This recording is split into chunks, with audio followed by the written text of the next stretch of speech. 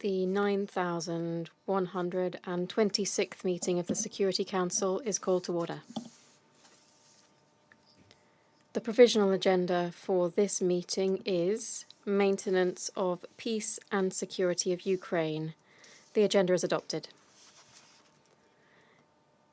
In accordance with Rule 37 of the Council's Provisional Rules of Procedure, I invite the representatives of Italy, Latvia, Poland, Slovakia, and Ukraine to participate in this meeting. It is so decided.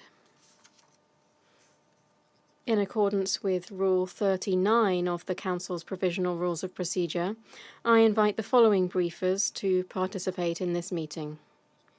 Ms. Rosemary De Carlo, Under Secretary General for Political and Peace-Building Affairs. Ms. Ilse Brands-Keris, Assistant Secretary General for Human Rights. And Ms. Alexandra Drick, Coordinator for International Cooperation, Center for Civil Liberties. It is so decided. The Security Council will now begin its consideration of Item 2 of the agenda. I now give the floor to Ms. Rosemary De Carlo. Mr. President, as we are painfully aware, the war in Ukraine continues to rage. Since I briefed this Council on 24 August, because of the fighting, at least 104 civilians, including 10 children, have died, and at least 253 civilians, including 25 children, have been injured, according to the Office of the High Commissioner for Human Rights. This brings the total number to 13,917 civilian casualties, 5,718 killed, including 372 children, and 8,199 injured, including 635 children. These are only verified figures, and the actual numbers are likely significantly higher. The war has also continued to drive large-scale displacement. Over 6.9 million people are internally displaced, a jump of 330,000 since my last briefing. Most of the newly displaced are coming from eastern and southern Ukraine. The current number of Ukrainian refugees recorded across Europe has surpassed 7 million, up from 6.7 million just 2 weeks ago. Ukrainian women, who constitute half of these refugees, continue to face significantly increased security risks, including sexual and gender-based violence, trafficking, exploitation, and abuse. Thousands of people in the conflict-affected areas of the Donetsk region, and most acutely in the city of Mariupol, lack access to reliable running water, increasing the risk of communicable disease. All these numbers and facts, though shocking, cannot convey the full scale of the tragedy. But in the face of the international community, incapacity to stop this senseless war, we must continue to record its horrific consequences as faithfully and accurately as possible. It is our responsibility, and indeed the very least we can do, to help prevent the war from escalating further and to deter other potential violent conflicts. Mr. President, the UN continues to mobilize to address the massive impact of the war on civilians. The UN Development Program has launched an assessment of the consequences of the war on living conditions, health, access to education, livelihoods, food security, social status, as well as overall levels of poverty and human development. Results are expected to be available in December 2022. As humanitarian needs rapidly rise, the UN's response has scaled up and now reaches 12.7 million people with various forms of assistance. Over 560 humanitarian organizations, more than 60% of them national NGOs, are now operating countrywide. This fully complements the incredible work that thousands of Ukrainian volunteers are carrying out in their country. The UN is actively seeking to ensure that protection and assistance are available in all areas of Ukraine. We remain extremely concerned about the lack of access to Ukrainians living in areas that are currently not under the control of the government of Ukraine. Our humanitarian response includes only 1 million people in these areas, despite the confirmed enormous humanitarian needs. Mr. President, the Secretary General has spoken at length about the impact of the war around the world, especially on shortages of food and fertilizer. As we have stressed before, the effects on countries already severely hit by climate change, drought, or instability have been extremely worrying. Somalia, for example, a country that before February sourced at least 90% of its wheat from Russia and Ukraine, is on the brink of famine. The United Nations Office for the Coordination of Humanitarian Affairs warns that there are concrete indications that famine will occur later this year in the southern Bay region of the country. Thousands are dying in an historic drought made worse by the effects of the war in Ukraine. We are grateful that the Black Sea Initiative continues to enable food exports from Ukraine. Since 1 August, 100 ships have left Ukrainian ports carrying over 2,300,000 metric tons of grain across 3 continents, including 30% to low and lower middle income countries. The World Food Program has thus far chartered 3 vessels to transport wheat from Ukraine in support of its humanitarian operations. Thanks in part to the Black Sea Grain Initiative, world food commodity prices are coming down, the FAO reports, though they remain elevated. But to be sure that food reaches all in need, Russian fertilizers and food products must reach foreign markets. The UN continues its efforts to facilitate access to these products, which are not under international sanctions, to world markets. Mr. President, the Zaporizhia nuclear power plant remains a concern. The Council heard briefings yesterday from the Secretary General and the Director General of the International Atomic Energy Agency regarding the dangers of continued military activity at the plant.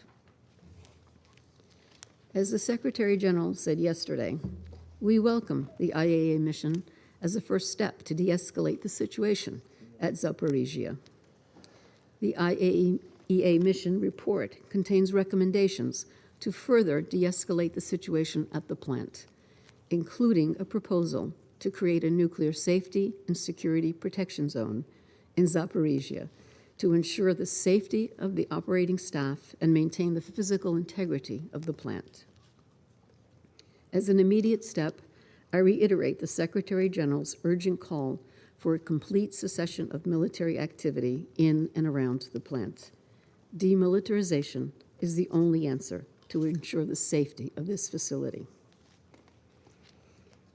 Mr. President, the fact-finding mission to Olenovka is set to deploy in the coming days to look into the incident on 29 July that led to the death of 53 Ukrainian prisoners of war. Between 75 and 130 more were injured. The head of the mission, Lieutenant General Carlos Alberto dos Santos Cruz, is accompanied by an experienced team of senior officials and experts. The mission must be able to conduct its work without any interference and have safe, secure, and unfettered access to people, places, and evidence. I want to thank Ukraine and Russia for their constructive approach in enabling preparations for the mission. We count on their continued support. At my last briefing, I stressed that we were concerned by treatment of prisoners of war by both sides. I want to reiterate that the International Committee of the Red Cross and the UN Human Rights Monitoring Mission in Ukraine must have unimpeded access to all individuals detained in relation to the ongoing war. This access includes access to places of internment of Ukrainian prisoners of war and civilian detainees in the Russian Federation. Both sides to the conflict must fully abide with their obligations under international law. I welcome the parties' continued engagement to agree on prisoner exchanges. Just last Friday, 14 prisoners were exchanged in the Donetsk region. Mr. President, the persistent allegations of forced displacement, deportation, and so-called filtration camps run by the Russian Federation and affiliated local forces are extremely disturbing. Such reports must be investigated with the cooperation of competent authorities. Assistant Secretary General Brans-Keras will provide more information on this issue. We have repeatedly discussed in this chamber how the war in Ukraine is devastating that country, but also endangering regional and global stability. As you heard from the Secretary General yesterday, just last week, the 10th Review Conference of the parties to the Treaty on the Non-Proliferation of Nuclear Weapons could not produce a substantive outcome after consensus was blocked because of issues related to the war. The NPT failure is only the latest example of how the conflict has affected international relations and cooperation. The longer it continues, the greater the risks it poses to international peace and security. We need peace in Ukraine, peace founded on respect for the UN Charter and international law. All wars are tragic, but none more than wars of choice. Thank you, Mr. President. Je remercie I thank Ms. De Carlo for her briefing, and I now give the floor to Ms. Brans-Keras. Mr. President, the armed attack by the Russian Federation against Ukraine, which began on 24th of February 2022, has resulted in the mass forced displacement of civilians in Ukraine. Some 7 million people are internally displaced in Ukraine, and millions more have sought refuge outside the country. Intense hostilities, including large-scale destruction of critical civilian infrastructure and housing, have forced many people to flee their homes. Human rights violations in territory occupied by the Russian Federation or controlled by affiliated armed groups have also caused people to flee. These conditions have led to a situation in which those fleeing danger often felt compelled to evacuate in whichever direction was possible, irrespective of their preferences. Our office has documented a significant number of cases of civilians who were displaced to the Russian Federation, including about a dozen cases where members of the Russian armed forces and affiliated armed groups ordered civilians in Mariupol to leave their homes or shelters and brought them to territory in Ukraine under their control or to the Russian Federation. Once displaced in the territory of the Russian Federation, in the cases documented by OHCHR, civilians have had freedom of movement. Many Ukrainians have chosen to either travel onward to other countries or to return to Ukraine. However, those who chose to return to Ukraine were not provided with financial resources or other support to do so. For those who have been taken to remote regions of the Russian Federation, the costs of return may be particularly prohibitive. OHCHR notes that in situations where persons have been ordered by the occupying power to evacuate for their own safety or for imperative military reasons, those who wish to return must be brought back to their homes as soon as hostilities have ceased. There have been credible allegations of forced transfers of unaccompanied children to Russian-occupied territory or to the Russian Federation itself.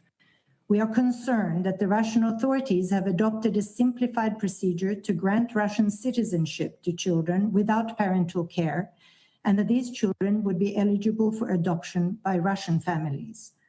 Under Article 50 of the Fourth Geneva Convention, the Russian Federation is prohibited from changing these children's personal status, including nationality.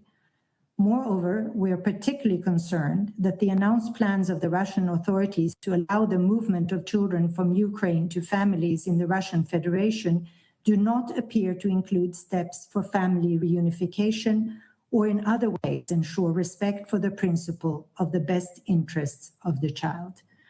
Mr. President, our office has verified that Russian armed forces and affiliated armed groups subject civilians to so-called filtration, a system of security checks and personal data collection. Individuals subjected to filtration include those leaving areas of ongoing or recent hostilities, and those residing in or moving through territory controlled by Russian armed forces and affiliated armed groups. Although security checks are not prohibited under international humanitarian law, we are concerned that such checks and detentions that may follow take place outside any legal framework and do not respect the principles of necessity and proportionality. The practice has resulted, according to credible reports received by OHCHR, in numerous human rights violations, including of the rights to liberty, security of person, and privacy. In cases that our office has documented, during filtration, Russian armed forces and affiliated armed groups have subjected persons to body searches, sometimes involving forced nudity, and detailed interrogations about the personal background, family ties, political views, and allegiances of the individual concerned. They examined personal belongings, including mobile devices, and gathered personal identity data, pictures, and fingerprints. In some cases, those awaiting filtration spent nights in vehicles or in unequipped and overcrowded premises, sometimes without adequate access to food, water, and sanitation. We are particularly concerned that women and girls are at risk of sexual abuse during filtration procedures. OHCHR has documented that men and women perceived as having ties with Ukrainian armed forces or state institutions, or as having pro-Ukrainian or anti-Russian views, were subjected to arbitrary detention, torture, ill treatment, and enforced disappearance. They were transferred to penal colonies, including the now infamous penal colony near Olevnica, Livka, and pre-trial detention centers, where they were interrogated and sometimes tortured to extract a so-called confession of their active cooperation with the government of Ukraine. Some detainees were released after 1 or 2 months, while others remain detained as of today, with no or little information for their families about their whereabouts and fate. Our office has been seeking access to individuals detained after failing to pass filtration, and to those who reportedly passed filtration but were nevertheless detained and sent to a center for evacuees in Bezimene, in Donetsk region, close to the border with the Russian Federation. OHCHR has not been granted access to these individuals and is concerned that they may be subjected to torture or ill treatment while being held incommunicado. Mr. President, forced displacement entails great risks for civilians. It is not only gravely impacts their lives, dignity, and health, but also negatively affects their economic and social rights. Since 24th of February, we have documented a significant deterioration in access to adequate housing, social security, and livelihood opportunities for displaced persons, in particular for people and groups in vulnerable situations, including persons with disabilities, Roma people, and older persons. Many of them are staying for prolonged periods of time in degrading conditions in ill-equipped short-term shelters. We also have concerns that the deterioration of the economic situation, mass displacement, and destruction of social ties have heightened risks of sexual violence and trafficking, especially for women and girls, who make up the vast majority of refugees. OHCHR is closely monitoring the situation in Ukraine and the broader region, paying particular attention to groups in vulnerable situations and at higher risks of human rights violations, including trafficking. Risks of trafficking can also arise in later phase when people have exhausted their savings or when states reduces the scope of their protection or social assistance. Receiving states should put in place systematic protection and security measures, such as gender-based violence risk mitigation with elements of prevention, reporting, and services for survivors of violence, including trafficking and other forms of exploitation. Members of the Council, we urge the Russian Federation to grant unimpeded and confidential access to our office and other independent international monitors to all places of detention under their control, notably to places where people who underwent filtration are being detained. The Russian Federation is also called upon to provide representatives of international human rights and humanitarian organizations with unhindered, timely, and safe access to persons from conflict-affected areas of Ukraine that are now in the Russian Federation or in areas of Ukraine occupied by the Russian Federation. Lastly, we urge the international community to continue supporting citizens and residents of Ukraine who had to flee their homes. Thank you, Mr. President. Je remercie I thank Ms. Brands-Keris for her briefing. I now give the floor to Ms. Drick.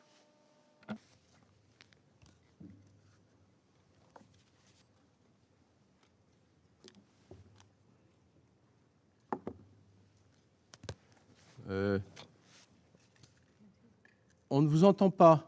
We can't hear you. Peut-être qu'on You might need to press a button. ne vous entend pas. We can't hear you. Your microphone is muted.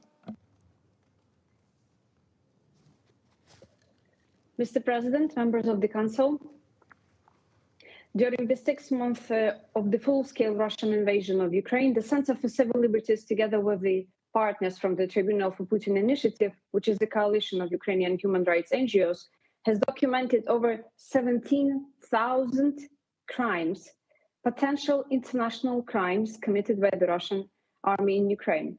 As of end of August, the database of the initiative contains information of around 30 different types of crimes, including direct attacks and damage of civilian objects, death and injuries caused by shelling, employing weapons causing superfluous injury, damage to buildings dedicated to religion, education, art, and science, enforced disappearance of persons, pillaging of an occupied town or place, murder, willful killing of the civilians, and, of course, illegal detention and deprivation of liberty of civilians.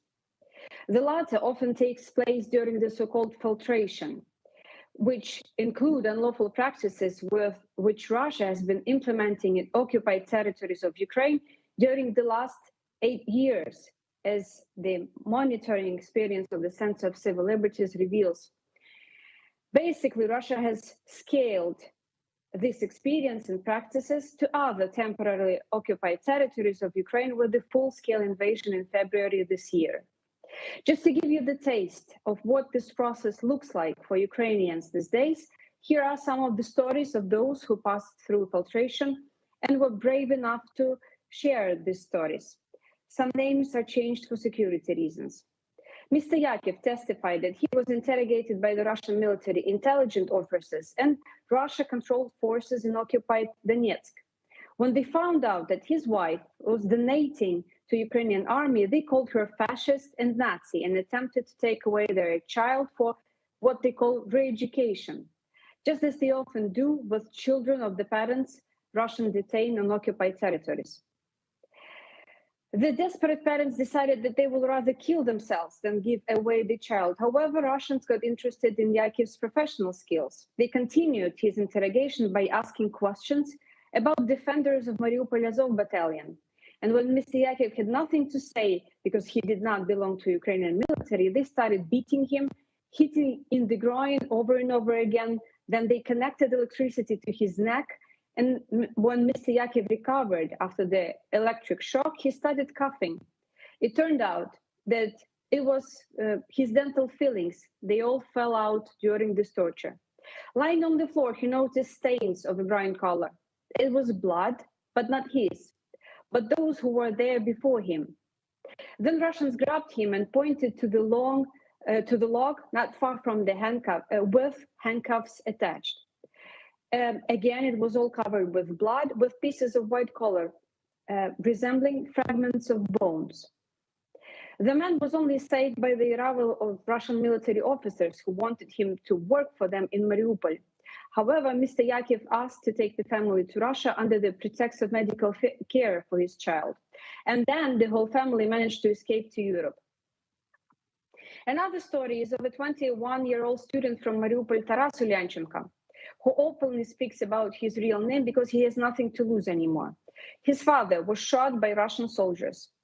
His home city was destroyed. And after hiding in the basement for weeks, he was taken together with his 80-year-old grandmother, who had cancer, to go through the filtration twice, first to Donetsk and then to the Russian border. There he was fingerprinted, photographed, interrogated, psychologically pressured by the view of the interrogation of the former Ukrainian military, with a Russian wearing civilian clothes with a baseball bat in his hands. He was also asked to refuse the Ukrainian passport, but he denied and kept the passport. 4 days later, as soon as it was possible, he was out of Russia and made his way through Georgia and Turkey to Germany.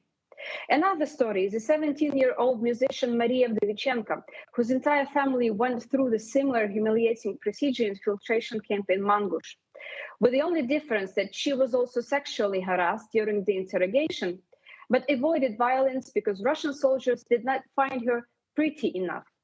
Maybe the next one will be prettier, they said to her. While her father had to go through all the steps of the humiliating procedure only because he erased his phone before the filtration, and that Russians did not like. Those who have not passed the filtration can be detained in filtration camps for months. From there, they might be sent to detention centers or prisons in the occupied territories of Russia. The taste of what happens there, you can imagine from the testimonies of survivors, like that of a 16-year-old Vadim Buryak, who was detained when attempting to leave Melitopol and kept for 3 months. He had to live in a prison cell with no even working toilet in it. Almost daily, he would hear the tortures, see the tortured Ukrainian POWs, and then forced to clean torture rooms from blood. And that's in case when these people get out at all, while many, like Ivan Kozlov from Kherson, who was detained during the filtration in Crimea, according to the information at our disposal, has been kept at the detention centers in Sevastopol and Simferopol since April 2022. All this time, his relatives had no opportunity to speak to him, learn his condition, or get in contact at all. Some civilian hostages are being tortured to admit that they have a relation to Ukrainian military, like from those testimonies provided by the survivor Alexei Dibrovsky, who was taken hostage on the 25th March in Zaporizhia region, kept in different premises like Melitopol airport, a shed, then a police station in Melitopol, and then detention center in Kursk in Russia. He and other hostages were beaten by hands, legs, tortured by electricity, forced to crawl the floor with no medical assistance provided at all. Some of these tortures, as he testified, were aiming to force the civilians to admit that they have a relation to the Ukrainian army, as if these hostages Russia needed to prepare as an exchange fund. It is not that rare that in testimonies of those who passed infiltration, there is information that those failing to pass the filtration were killed. And as the recently published satellite images reveal, there are mass graves close to some of the filtration camps, which might mean that some might be killed or tortured to death. All these people who go through so-called filtration procedures find themselves in the position of civilian hostages, humiliated, kept in inhumane conditions, with no access to basic sanitary needs, with no proper access to food or water, no access to medical care, being tortured themselves and witnessing the tortures of others.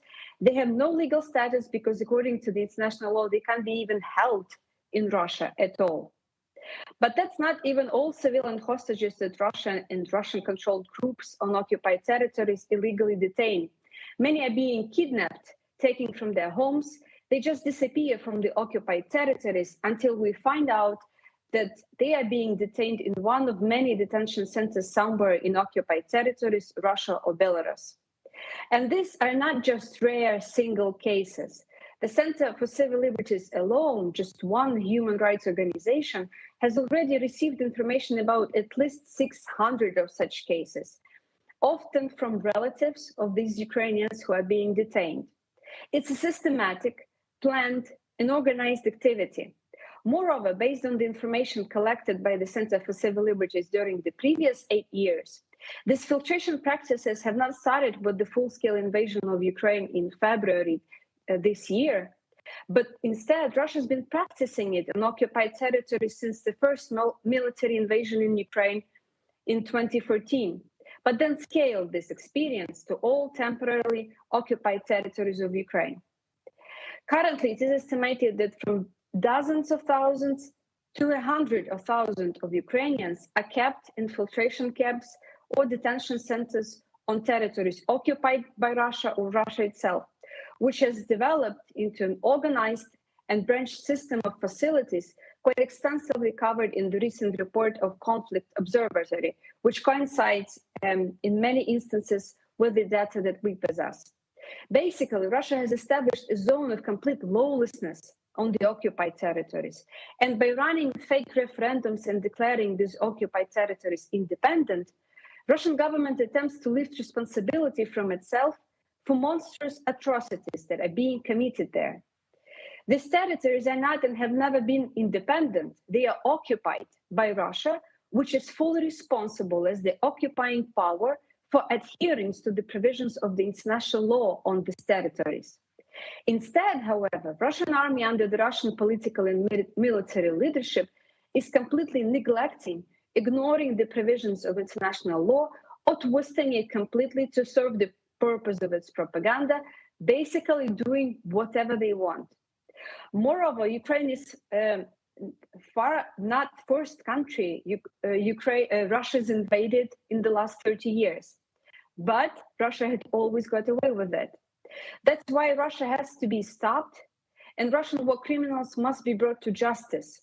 Otherwise, these atrocities will continue, and hundreds of thousands of innocent civilians will continue to suffer. And Russia will continue to do whatever it wants and invade countries whenever it wants. And if Russia is not stopped, how do you know your country? Russia will not come to liberate next.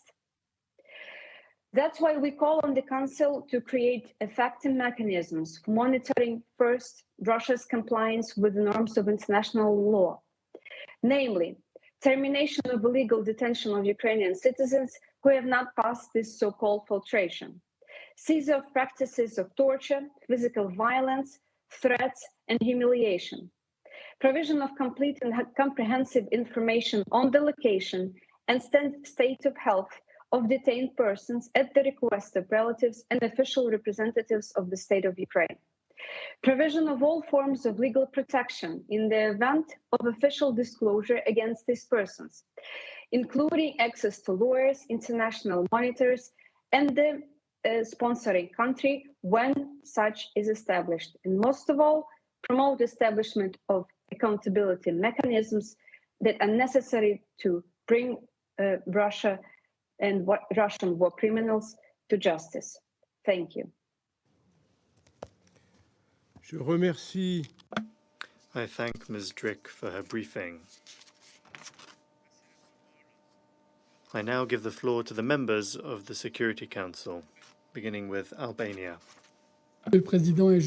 Thank you, Mr. President, and I thank Under-Secretary General Carlo as well as Ms. Brands-Keres and Ms. Drick for their very interesting and useful but also very troubling testimonies. And one could think there is hardly any meaningful aspect of the Russian war of choice in Ukraine that we have not discussed in the Council in the course of these long 6 months.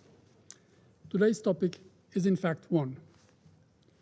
Since the beginning of the aggression, strong concerns have been raised, including by some of us, and for good reason, on the alleged deportations, interrogations, and detentions of Ukrainian civilians by Russian and the Russian-affiliated forces, a policy and actions that run against the international humanitarian law. These concerns are no longer allegations. They are facts confirmed carefully and painstakingly by international institutions, independent agencies, human rights groups, and professional news media, based on accurate information by interviews with deported and interrogated persons, as well as additional and concordant resources, including intelligence reports, verified social media postings, and satellite images. Everything is concordant, and the conclusion is beyond doubt and staggering. Russia is conducting a demographic makeup, in other terms, a social engineering in Ukraine. Mr. President, Despite calls and requests, no independent bodies have been allowed to inspect those filtration camps, which for us are an archipelago of unlawfulness, a dehumanizing process, black holes of human rights abuses, where Ukrainians face torture and loyalty tests. Those who have passed through the camps have reported humiliation, verbal abuse, and physical torture, which range from strip searches, electric shocks, and staged mock executions, and Ms. Drick provided spine-chilling details. According to a Human Rights Watch report published recently, Russian and Russian-affiliated officials have forcibly transferred Ukrainian civilians in areas of Ukraine occupied temporarily by Russia or to the Russian Federation, including in areas very far away. Madam Keres just confirmed forced transfers of adults and children. During the so-called filtration process, biometric data have been collected, including fingerprints, facial images, and personal belongings. They have been interrogated for their relations to military armed forces and their political views as well. Any sign that links anyone to the Ukrainian government is an indictment with dire consequences. The report notes that individuals who failed the filtration process were detained, and for some of them, the fate is unknown. There are serious grounds for concern that their lives are at risk if they are still alive.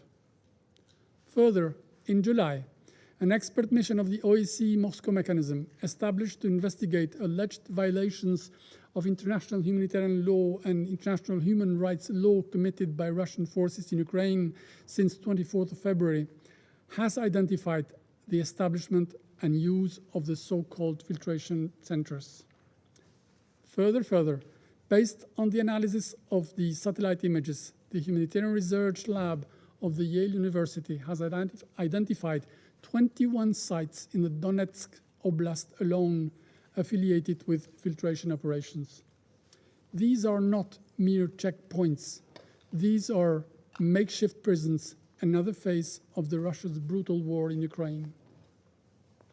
Mr. President, anyone who has studied a bit of history would not fail to notice that filtration camps are rooted in Soviet and Russian history, from World War II to the Chechen wars in the 90s. World-known Russian investigative reporter Anna Politkovskaya gathered testimony from thousands of Chechen civilians detained in similar centers, revealing brutal interrogation methods, torture, and human rights violations. Despite decades apart, the policy and its aim remain the same: identify civilians who they believe can assimilate into Russian culture and Russian rule, and punish or remove those who won't. It is just black and white. If you pay allegiance to the occupier, you are free. If not, you are detained and may disappear. This is what is happening to countless Ukrainian civilians. Credible estimates point to some 1.5 million people processed through these filtration camps. OSCE puts that figure even higher, up to 1,700,000 Ukrainians as of June, and it has not stopped since.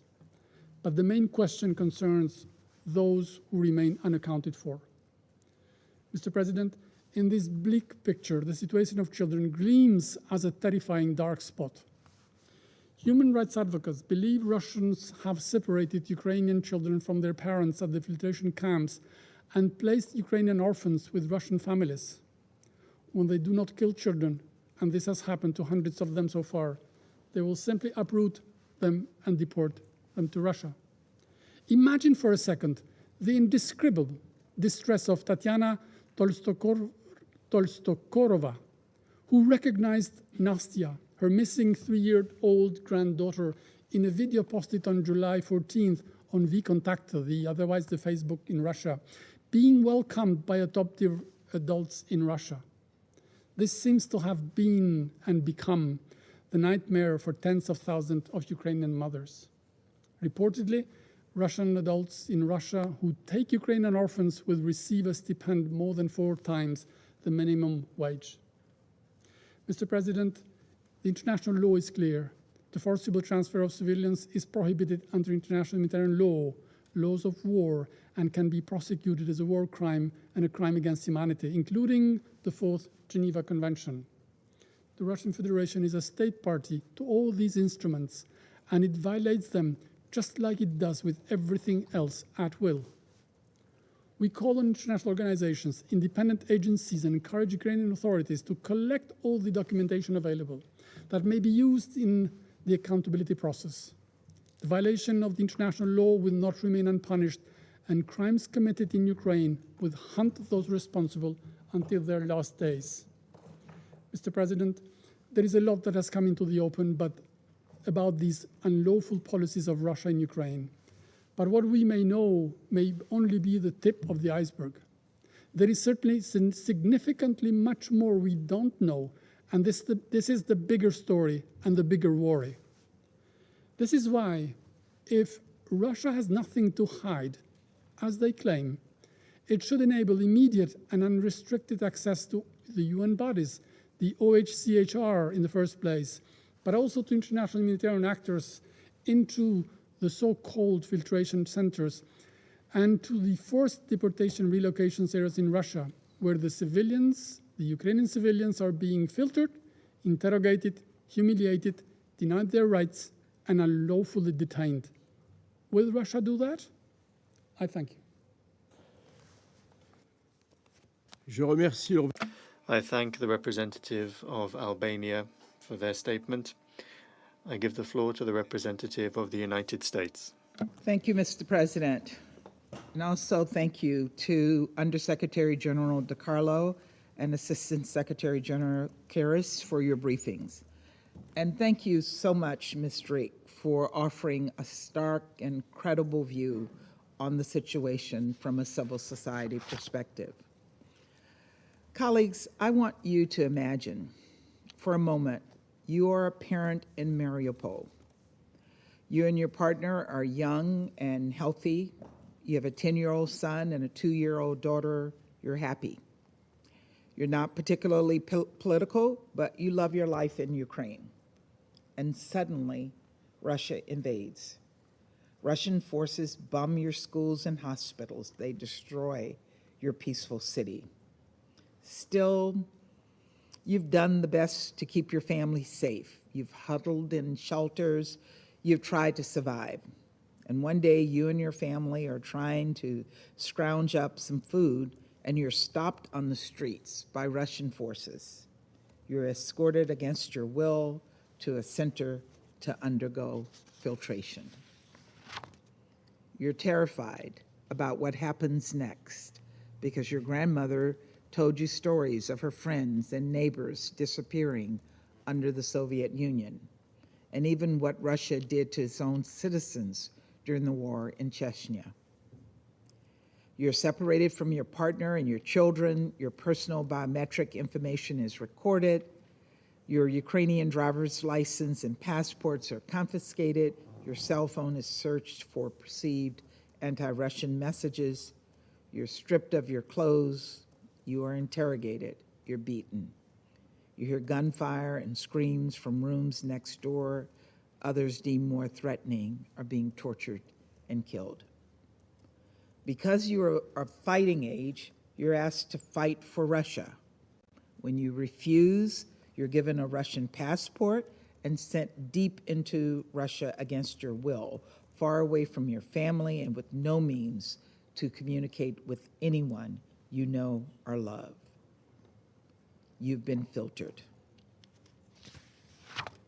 This is the picture that many credible reports from diverse sources present of the so-called filtration operations that Russia has set up in Ukraine.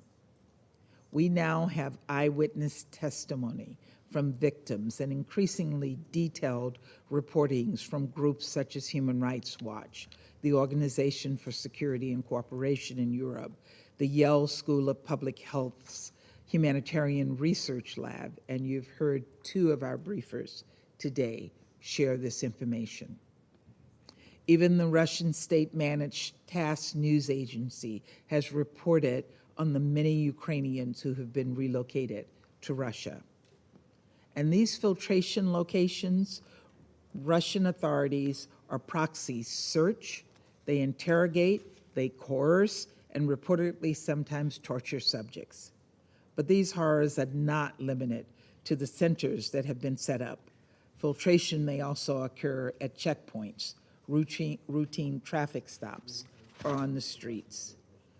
In an interview conducted by Human Rights Watch, a man from Mariupol said he and dozens of Mariupol residents were forced to stay in a schoolhouse under filthy conditions, and that was before they even were taken to undergo filtration. He said many got sick. He said, quote, "We felt like hostages." These operations aim to identify individuals Russia deems insufficiently compliant or compatible to its control. And there's mounting and credible evidence that those considered threatening to Russian control because of perceived pro-Ukrainian leanings are disappeared or further detained. One eyewitness said that she overheard a Russian soldier say, "I shot at least 10 people who had not passed filtration." Estimates from a variety of sources, including the Russian government, indicate that Russian authorities have interrogated, detained, forcibly deported between 900,000 and 1.6 million Ukrainian citizens from their homes to Russia, often to isolated regions in the Far East. And I want to be clear, the United States has information that officials from Russia's presidential administration are overseeing and coordinating these filtration operations. And we're further aware that Russian presidential administration officials are providing lists of Ukrainians to be targeted for filtration and receiving reports on the scope and the progress of operations. Filtered. The word does not begin to convey the horror and the depravity of these premeditated policies. Just look at how Russia is treating Ukrainian children. Estimates indicate that thousands of children have been subject to filtration, some separated from their families and taken from orphanages before being put up for adoption in Russia. The United States has information that over the course of July alone, more than 1,800 children were transferred from Russian-controlled areas of Ukraine to Russia. Of course, I need not remind this council that the forcible transfer of deportation of protected persons from occupied territories to the territory of the occupier is a grave breach of the Fourth Geneva Convention on the Protection of Civilians and constitutes a war crime. We should take a moment to consider the fate of those who do not pass filtration. The evidence is growing every day that thousands of Ukrainians deemed threatening due to their potential affiliation with the Ukrainian army, territorial defense forces, media, government, and civil society groups are reportedly being detained or simply disappearing. So why are they doing this? Why are they confiscating Ukrainian identity documents? Why are they forcing Ukrainians to fill out Russian passport applications? Why are they intimidating locals and deporting anyone deemed threatening?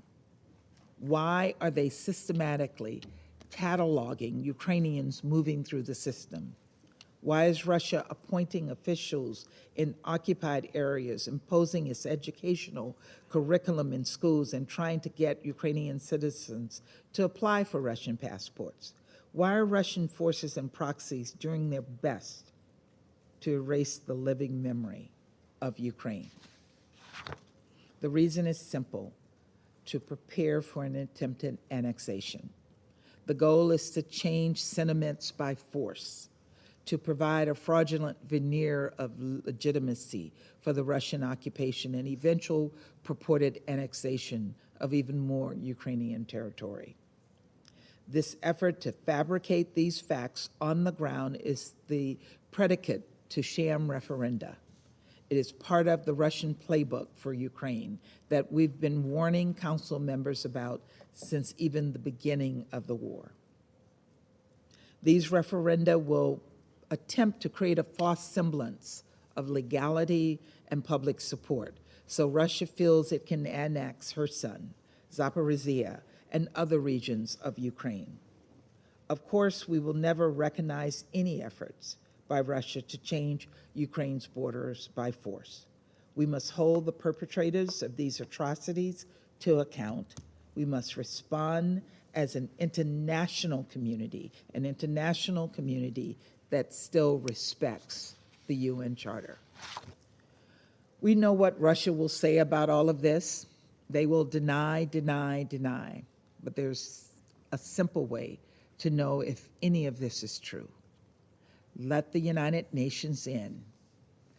Give the independent observers access. Give NGOs access. Allow humanitarian access. Let the world see what is going on. As Security Council members, we're here to promote international peace and security and uphold the UN Charter.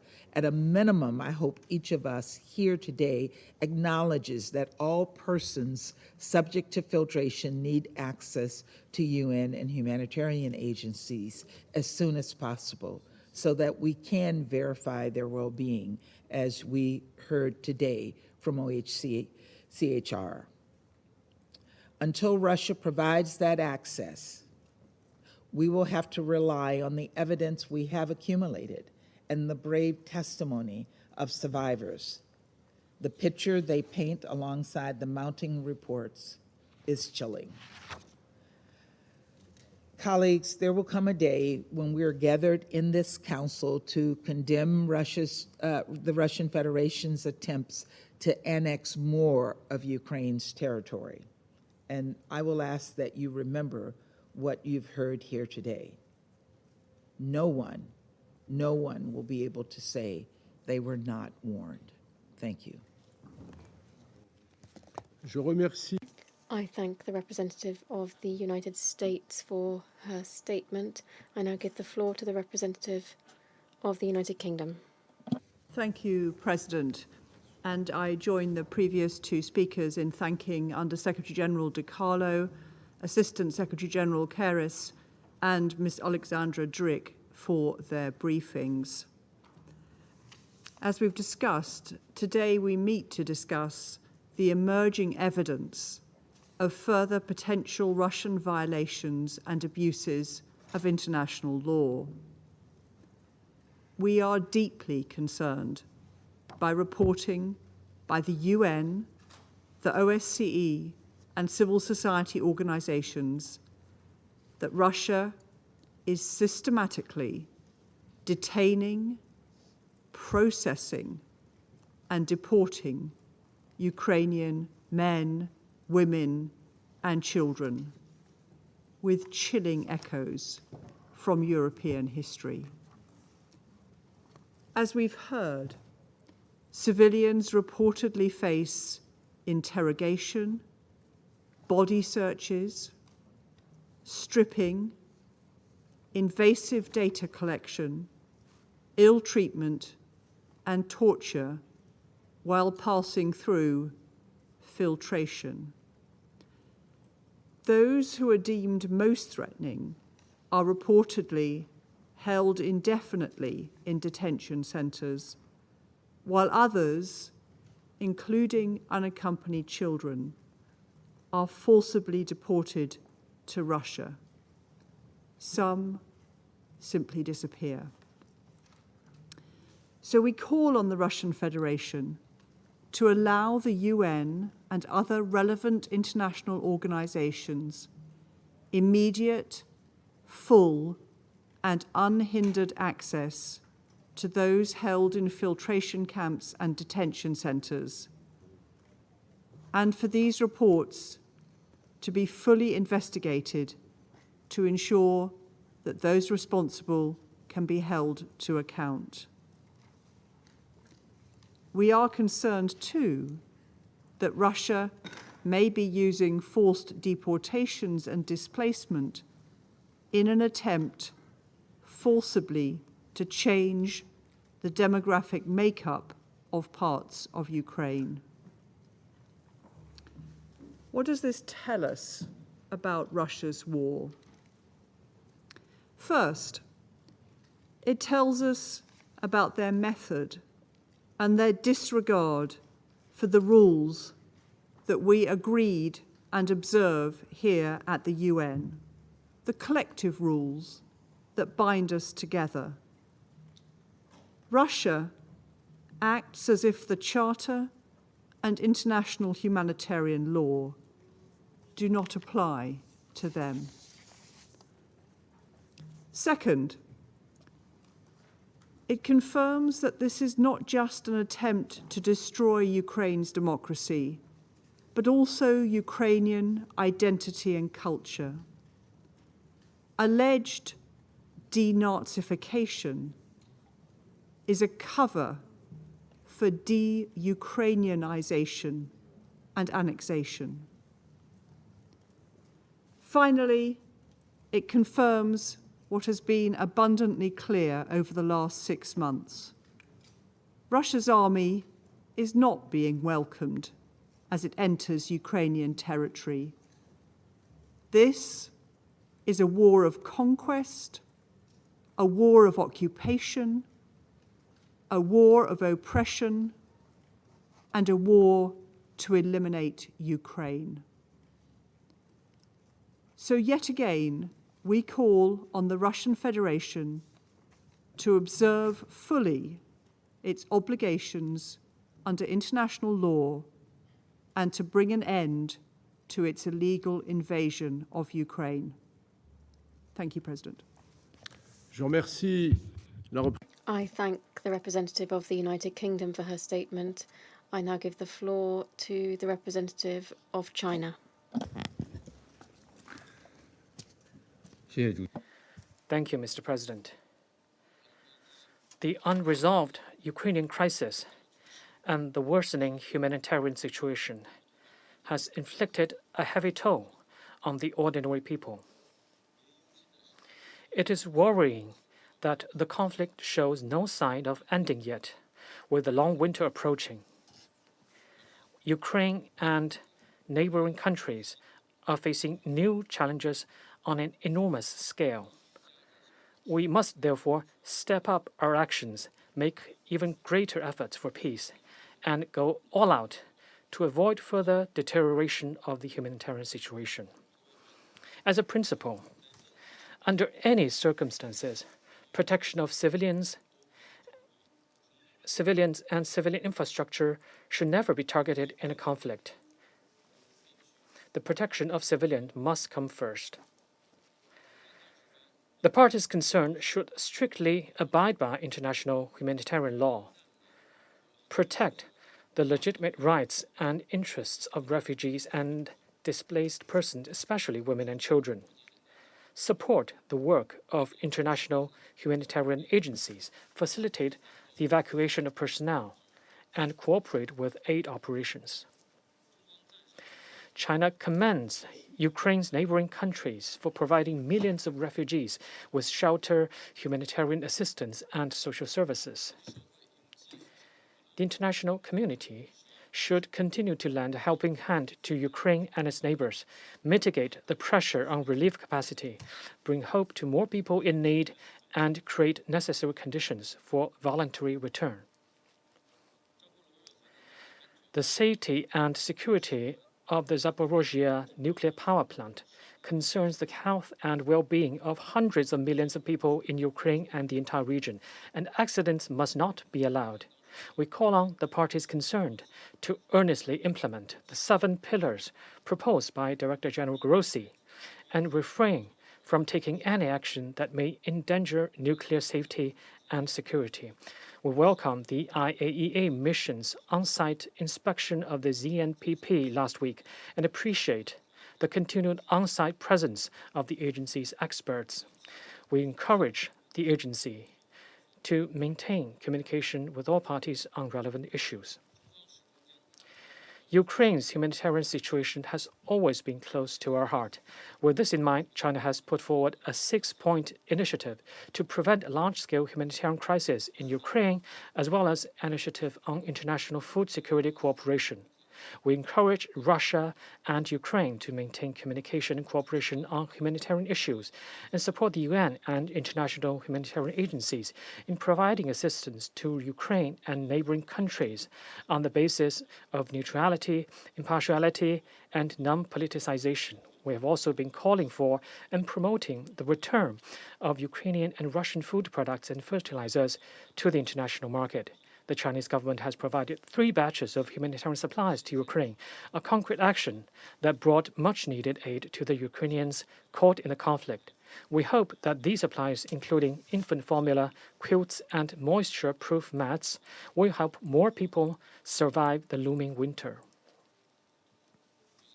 Mr. President, history has repeatedly proven that diplomatic efforts, negotiation, and communication are the only viable way to resolve conflicts and crises. China once again calls on the parties concerned to maintain engagement, explore the possibility of a political settlement, and accumulate conditions for an early cessation of hostilities and the restoration of peace and stability. All sides should give up political self-interest, refrain from intensifying tensions, creating divisions, or inciting confrontation, and make concrete efforts to resolve the Ukrainian crisis. Thank you, Mr. President. Je remercie. I thank the representative of China for his statement. I now give the floor to the representative of India.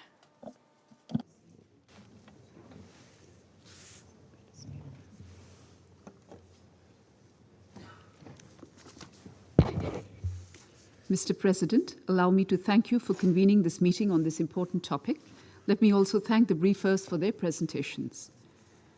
We are witnessing today the debilitating impact of conflicts on humanitarian situations across global landscapes, be it in Afghanistan, Yemen, Mali, Sudan, or Ukraine. The report of the Secretary General paints a distressing picture of civilian suffering. Over 11,000 civilian casualties in various conflicts in 2021, with over 45% of these being in our neighborhood in Afghanistan alone. More than 140 million people are reeling under conflict-induced hunger, 84 million people being forcibly displaced, with women and children forming the large majority of internally displaced persons. It is a matter of concern that parties to armed conflicts seem to view the civilian population and civilian infrastructure as legitimate targets.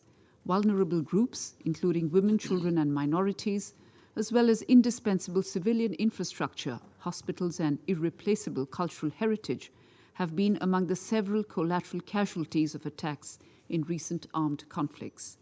The Council would recall that since the commencement of the conflict in Ukraine, India has been consistently calling for an immediate cessation of hostilities and to an end to violence. Going forward, we continue to emphasize dialogue and diplomacy as the only way forward.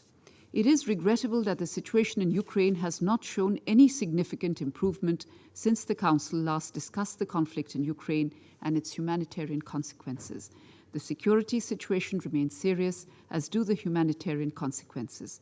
Reports of civilian killings in Bucha were deeply disturbing.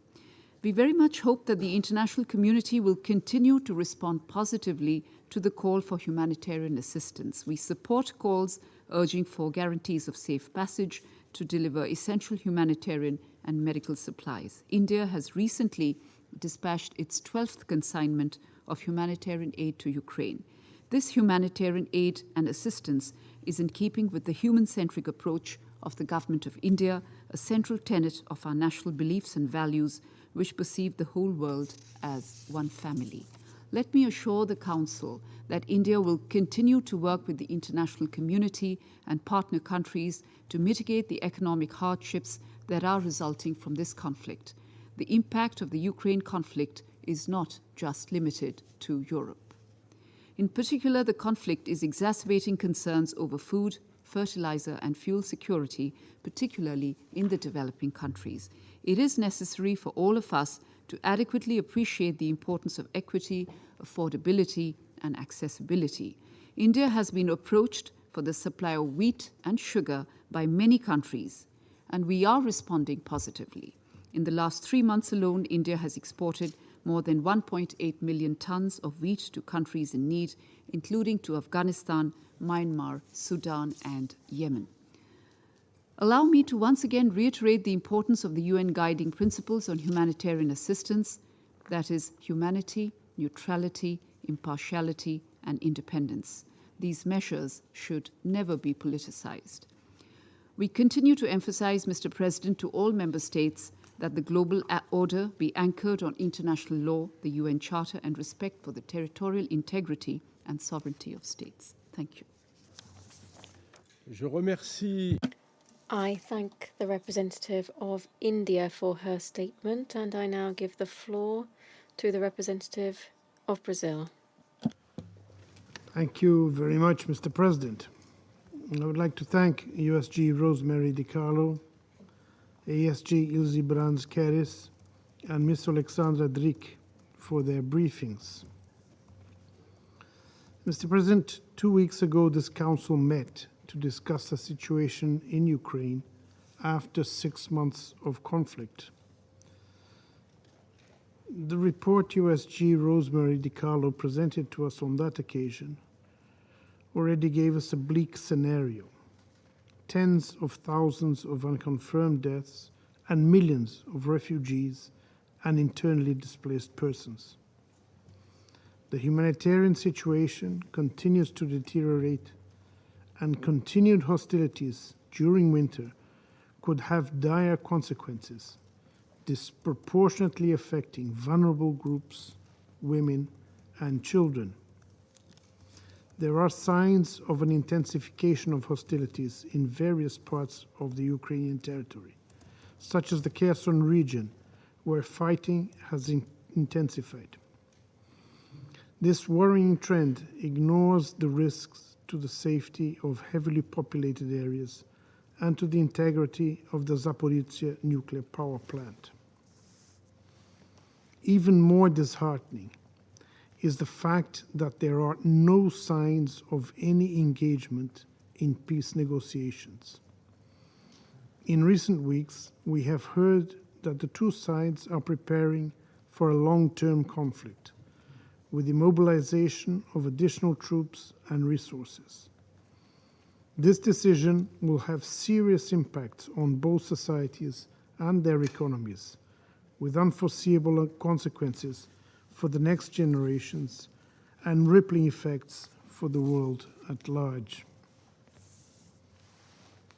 Mr. President, we have in mind the words of the distinguished permanent representative of the United Arab Emirates at the session held last August 24th. There is value in the Council's meetings on Ukraine when they are complemented by action. Action, in this case, should mean opening the path to a negotiated solution that ends the suffering of millions and eliminates the risks to food and energy security in other countries, especially in the developing world. Brazil strongly condemns the use of force to resolve disputes between states. We reiterate our call for the immediate cessation of hostilities. We defend the territorial integrity of all states and the respect for the security concerns of all parties. Isolating any of the parties and closing the doors to dialogue will not bring solutions to the conflict. The grain and fertilizer agreements concluded in Istanbul in July and the arrival of IAEA inspectors at the Zaporizhzhia nuclear power plant last week show that realistic and pragmatic negotiations and mutual concessions are the best way to achieve peace. Respect for international law and for the UN Charter must guide the actions of states and the practice of this Council. Mr. President, we urge the parties to refrain from escalating the conflict and to cease hostilities. We add our voice to that of other Council members in favor of a political solution and call on the leaders of both countries to prioritize the well-being of their populations. I thank you. Je remercie. I thank the representative of Brazil for his statement. I now give the floor to the representative of Ghana. Madam President, thank you for giving me the floor. At the outset, I would like to thank Madam Rosemary DiCarlo, Under Secretary General for the Department of Political and Peacebuilding Affairs, and Madam Brans Keris, Assistant Secretary General for Human Rights and Head of the Office of the United Nations High Commissioner for Human Rights, for their briefings. I also thank the civil society representative, Ms. Alexandra Drake, for her contributions to the Council's discussions. Since the beginning of the war in February this year, and in only a period of 6 months, at least 14 million people are estimated to have been forcibly displaced from their normal places of abode. Close to 8 million have sought refuge in neighboring countries, while some 7 million more have been internally displaced. Although some Ukrainian nationals have crossed back into Ukrainian territory, the numbers pale in comparison to those who are compelled to leave their homes on a daily basis. The situation, which has been infamously described as the world's largest and fastest evolving displacement crisis since the Second World War, is alarming and calls for urgent and concerted international action to help end the war that has become the driving force behind the mass displacement of persons from Ukraine. Ghana is concerned that women and children are the most affected by the war and account for the greatest portion of displaced persons. Naturally, many of these women are pregnant, have children, or suffer some form of disability or vulnerability. This Council has also in previous briefings received information about human rights abuses, including conflict-related sexual violence suffered by the displaced women and children of Ukraine. We are disheartened by the realization that many of those who have been displaced will not be able to return to their homes and the lives they once lived as a result of the extensive damage and destruction caused to several cities and residential facilities across Ukraine. Despite the grim outlook, we note with appreciation the essential support mechanisms and humanitarian assistance being offered by the United Nations and its affiliate humanitarian agencies, as well as civil society organizations. We also commend those neighboring countries that continue to receive millions of people into their territory and provide them with the needed assistance notwithstanding their own internal circumstances and challenges. These countries must be granted additional support where possible to enhance their response capacity and ensure that adequate protection and assistance are extended to those who now find themselves as refugees. We recommend that humanitarian assistance extended to the displaced persons should include counseling and psychosocial services to help those who have been traumatized by the experience of the war. Children must also be protected and their best interests prioritized at all times. Mr. President, Ghana condemns all acts of human rights abuses against civilians, including the reported cases of filtration processes and other acts which could possibly amount to war crimes. Filtration operations are inhumane and constitute violations of international humanitarian law and human rights laws. In this vein, we call for thorough, impartial, and independent investigations of such reports and allegations of abuses to establish the facts and ensure accountability on the part of perpetrators and justice for the victims. The attacks on civilian populated areas and the destruction of civilian infrastructure are not only unjust, they are unacceptable and must cease from continuing. We call upon the warring sides to comply with their obligations under international law, international humanitarian law, and human rights law. Let me emphasize that the cessation of hostilities is crucial to stem the displacement and other humanitarian crises in Ukraine. The war must end now. We reiterate our call to the Russian Federation to immediately and unconditionally withdraw its forces from the internationally recognized borders of Ukraine. Ghana maintains the view that there can be no military solution to the war, and unless the warring sides refocus their attention and resources from the battlefield to the table of negotiations and diplomatic approaches, the several crises brought about by the war will continue to evolve and further threaten global peace and security. In reaffirming Ghana's unwavering support for the sovereignty, political independence, and territorial integrity of Ukraine and its people, I wish to reiterate our principled position not to recognize any unilateral annexation of territory through the threat or use of force by any one state against the other. Finally, we urge the members of this Council to prioritize the interests of the ordinary people of Ukraine as we work towards an early and comprehensive solution that would secure peace and stability in Ukraine. I thank you. Je remercie. I thank the representative of Ghana for her statement. I now give the floor to the representative of Norway. Thank you, President. Let me first thank USG DiCarlo, ASG Keris, and civil society representative Alexandra Dirk for their briefings. There can be no doubt about the significant, tragic humanitarian consequences of Russia's war against Ukraine. Russia's illegal invasion violates the fundamental principle of the UN Charter and the legal norms of the world order. Russia must withdraw its troops, and this war must stop. The number of civilian casualties amassed is alarming and unacceptable. As we have heard, over 7 million have crossed the border fleeing Russia's grueling war, seeking protection in neighboring and other countries.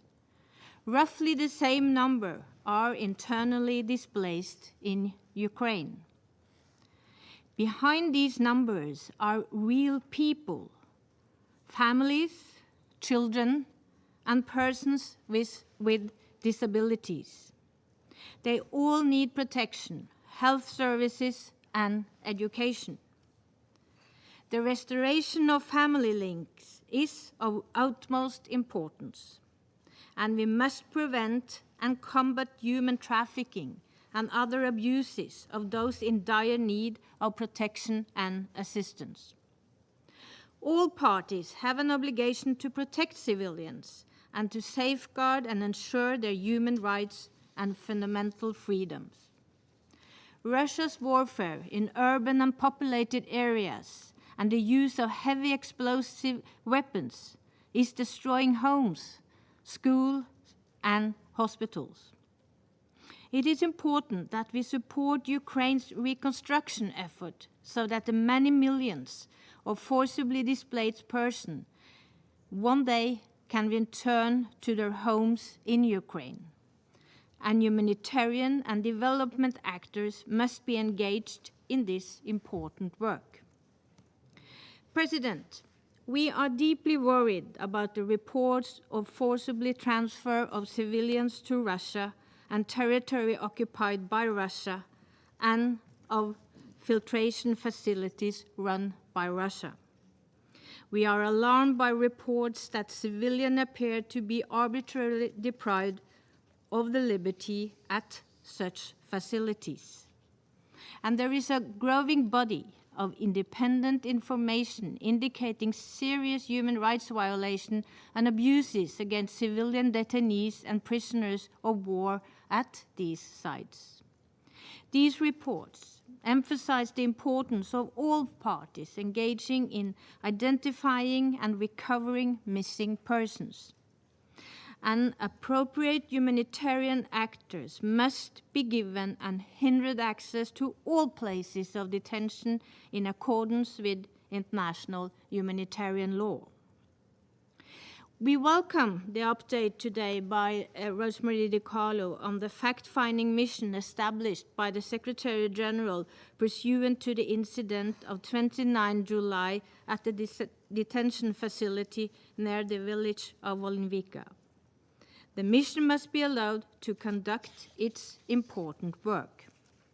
We also recall that all measures aimed at altering the demographic composition of an occupied territory are prohibited according to international humanitarian law and may constitute war crimes. We reiterate our demand that civilians must be protected and international humanitarian law and international human rights law fully respected and implemented. Civilians forcibly transferred who wish to return must be allowed to do so. Humanitarian actors must be ensured access to the men in need, and they must be protected against attack.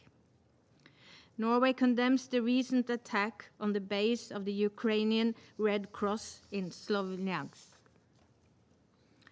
President, Russia's war against Ukraine also has global consequences, with surging fuel and energy prices and increasing food insecurity.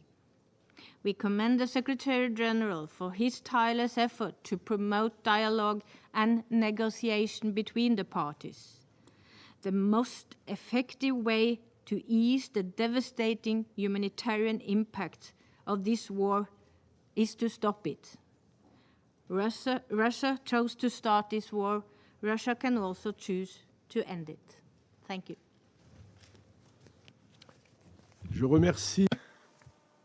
I thank the representative of Norway for her statement. I now give the floor to the representative of the Russian Federation. Mr. President. Mr. President. Mr. President. We've taken note of the information provided by Rosemary DiCarlo, Ilse and we also heard the latest inventions from the well-known propagandist and former advisor of the Minister of Defense of Ukraine, Alexandra Drik. Today's meeting, which was convened upon the request of the United States and Albania, has every chance of becoming a new milestone in the disinformation campaign unleashed by Ukraine and its Western backers against our country. The West's tactic, which is waging a hybrid war in Ukraine down to the last Ukrainian against Russia, is well clear: to do anything possible to besmirch the Russian Federation and the special military operation that we are conducting. The dirty methods of Western propagandists are also very familiar to us. We simply need to recall the evident staging and provocations in Bucha, Kramatorsk, Kremenchuk, Mariupol, that are refuted increasingly by new evidence, which in the West they're doing everything they can to try to keep out of the eyes of the general public.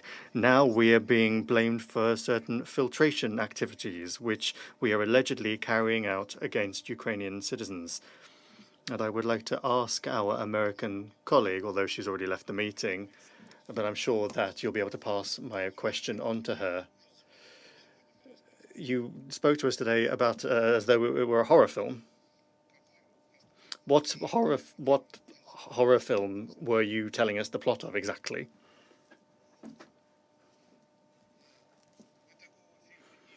We've never seen that film. It's a film that was produced by the Ukrainian Ministry of Propaganda, perhaps, and in that case, when you'll see it on the screen. As for the so-called filtration, first of all, we don't really understand what is being talked about here, because the very term filtration doesn't have a clear definition in international humanitarian law. If we're talking about identifying among those people who want to come to Russia Ukrainian citizens who are fighters of the nationalist battalions or Ukrainian army soldiers who participated in crimes against the civilian population, then that's normal practice for any army around the world. And when it comes to filtration activities, it's the Americans, colleagues, who could tell us better than anyone else who requested this meeting about filtration activities. Just look at the program started by the previous administration to expel to Mexico tens of thousands of forced displaced persons who requested asylum in the United States. The migrants were kept in inhumane conditions, deprived of their rights and legal representation of their interests, and also just court proceedings. At the same time, the American authorities often separated families and sending children and their parents to different detention centers. More than 2,500 such cases were recorded. For many years, there was the illegal detention without trial or investigation of the prisoners in Guantanamo, perhaps the darkest stain on the very stained human rights reputation of the United States. Still, nobody has borne responsibility for the use of torture either, or mistreatment of the prisoners in secret CIA prisons, which in the 2000s were operating, including in European countries. I would once again like to ask my American colleague, or simply the colleague from the delegation of the United States, just by means of curiosity, did the United States allow UN system human rights defenders in? Did they allow in OHCHR representatives, for example, to see the prisoners in Guantanamo? Against this backdrop, there are particularly cynical attempts by those behind this discussion under the auspice of human rights to try and force an unsuspecting public to believe in the existence of these bizarre camps where we're trying to, by hook or by crook, force these Ukrainian citizens to come to Russia. And those who make such insinuations have simply parted ways with the facts or common sense. That is contradicted by even basic statistics, including international ones. The Russian Federation, as is well known, is the largest recipient country of Ukrainian refugees. In total, from Ukraine, the DPR and the LPR to Russia, more than 3.7 million people have come, of which 600,000 are children. If you remove from that number people with Russian passports who are citizens of the DPR and the LPR, then the number of citizens of Ukraine who have come to Russia is, according to the assessment of UNHCR, more than 2.4 million people. And those people aren't being kept in prisons, such as, for example, Guantanamo, but they are living freely and voluntarily in Russia. Nobody is preventing them from moving or preventing them leaving the country, and that was confirmed today even by the representative of OHCHR. Do you seriously think that such a large number of people could be forced to move and forced to keep silent? Many of them are writing about their impressions and their assessments on social networks. They're giving interviews and they're expressing words of gratitude to our country. From what they're publishing, it's clear that people are fleeing Ukraine out of fear for their lives, trying to save themselves from a criminal regime which has not allowed them to evacuate and use them as a human shield. On the territory of 85 constituent entities of the Russian Federation, there are more than 1,500 temporary settlement points for a total of more than 95,000 people. To convey refugees to these temporary settlement areas, trains are provided. For that, 38 trains have been allocated. There's a telephone hotline which each day processes more than 250 communications. Refugees and displaced persons are provided with financial, legal, psychological, and medical assistance. Particular attention is paid to the fate of children. They are given every opportunity to continue studying in schools. Unfortunately, far from all of the children in Donetsk and Lugansk People's Republics were able to happily go to school on the 1st of September due to the daily shelling of the cities of the DPR and the LPR by the Ukrainian armed forces. A number of schools, upon the decision of the authorities, are currently operating under remote learning. Concerning the privacy of children that was mentioned today by Ms. Brands-Keres, we are stunned that in saying this, a UN official who has repeatedly tried to not note the fact that the Ukrainian website Mirotvorets, Peacemaker, is publishing the personal information not only of adults but also minors and threatening them with exactions. We have already informed the UN, including UNICEF, about the database of this extremist resource that contains more than 340 children, including Vena Sevenchuk, which the representatives of UNICEF have not yet met, despite the fact that assertions and promises were given to that effect. Naturally, on the border with Russia, forced displaced persons go through registration, after which those who need it are given help to reach temporary accommodation points. And we would note to those who are trying to confuse us with terminology, Ukrainians and residents of DPR and LPR who come to Russia go through a registration rather than filtration procedure. As far as we can judge, similar procedures are applied in Poland and other countries of the European Union against Ukrainian refugees, but they can tell you about that themselves later. Distinguished colleagues, how far our Western colleagues have deviated from reality in their fantasies about the violent movement of Ukrainians to the territory of Russia is clear from the situation on the ground. Even the Western media can't ignore the fact that a vast number of Ukrainian citizens are trying, by hook or by crook, to get from Ukraine to the areas liberated by Russia. A long line built up outside the Zaporozhye checkpoint, through which each day up to 700 people are returning home once they've learned from their friends and loved ones about objective information about the peaceful life taking place in their towns and villages. In particular, the IAEA experts were able to see this. They, on their way to the Zaporozhye nuclear power plant, they went past this queue and they were able to talk to the ordinary people there. This is a clear indicator of the fact that many Ukrainians already prefer to live with Russia, not believing the corrupt and criminal Kiev regime. And if we're going to talk about violent actions against the civilian population, then what comes to mind is the efforts of the Kiev regime, the Kiev authorities. Since the beginning of August, Ukraine has been conducting a so-called obligatory mandatory evacuation of the population in the areas of DPR and a number of oblasts of the country that remain under its control. People are being deprived not only of the opportunity to choose which way they are evacuated, but often the opportunity to stay where they live, even if they're not under any threat. And those who do decide not to leave are intimidated with the threat of the irreversible punishment for cooperating with Russia. The warped norms of Ukrainian legislation about the so-called collaborationism allow for the prosecution of people even for getting foodstuffs from the Russian authorities, or, for example, for the decision of a teacher to continue to teach in a school in a liberated area. Do the Western and indeed UN human rights defenders not want to take note of these wartime laws, so-called wars of law time, and the way that they are being applied by the Kiev regime? Moreover, you continue not to take note of the terrorist attacks of Kiev's saboteurs against the representatives of the local authorities in liberated territories, people who are providing for the viability of cities and the work of utilities for the benefit of the civilian population. Just the other day, a car exploded with the head of the Berdyansk administration, Artyom Bardin. He died. On the 24th of August, the head of the temporary administration, the civil administration of Mikhailov in Zaporozhye Oblast, Ivan Sushko, was killed. When the car exploded, his daughter was in the car. He was taking her to kindergarten, but fortunately she survived. That clearly is how Kiev imagines the partisan war that we were promised from the very outset of the special military operation.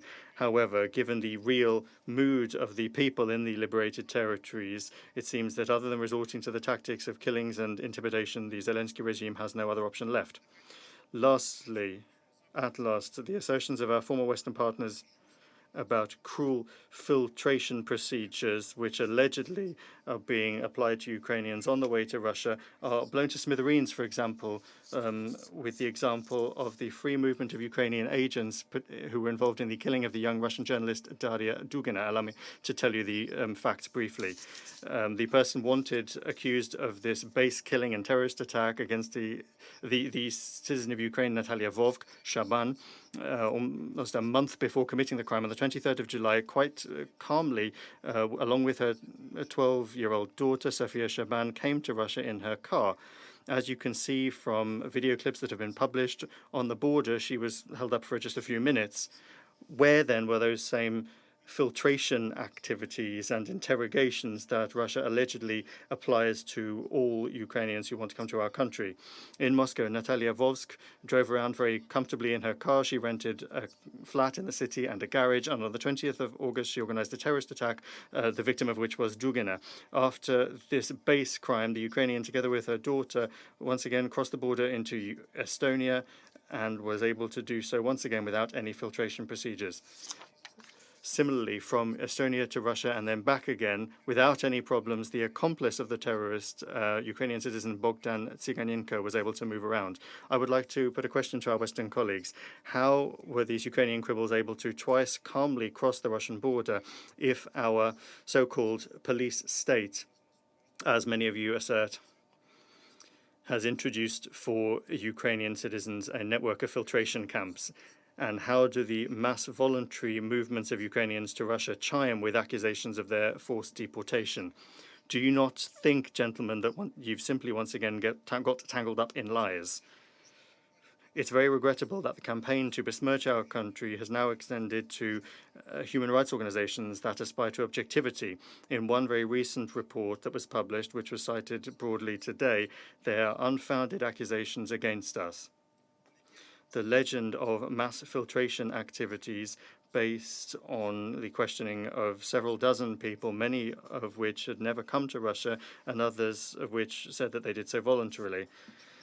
And why is it that when there are vast numbers of Ukrainian refugees, the authors limited themselves to this disjointed and selective set of testimonies and didn't take any interest in the hundreds of thousands of people who fled the conflict to Russia, how they've been living all these months and years under Ukrainian army shelling and the procedures that they went through when they crossed the border? In principle, how impartial can human rights defenders be when they work only from one side of the conflict, which inter alia has established total censorship on its territory? The references today to the Human Rights Watch report should in no way mislead anyone.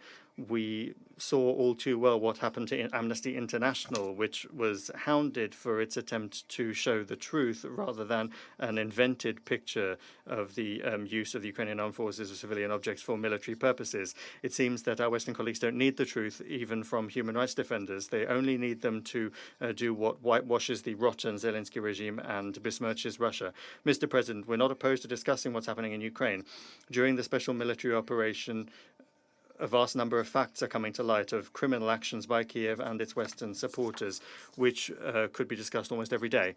But we're in favor of talking about real rather than invented problems. And since today we've wasted time talking about the latest conjectures and fantasies, then we propose that tomorrow we discuss real threats to international peace and security caused by the supplies by by foreign states of arms and military goods to Ukraine.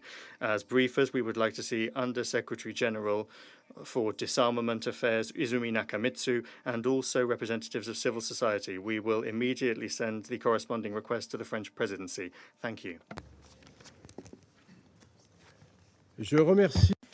I thank the representative of the Russian Federation for his statement. I now give the floor to the representative of Kenya. Thank you, President.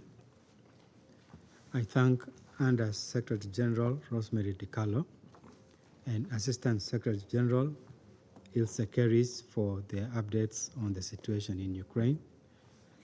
I also thank Ms. Alexandra Drick for her insights.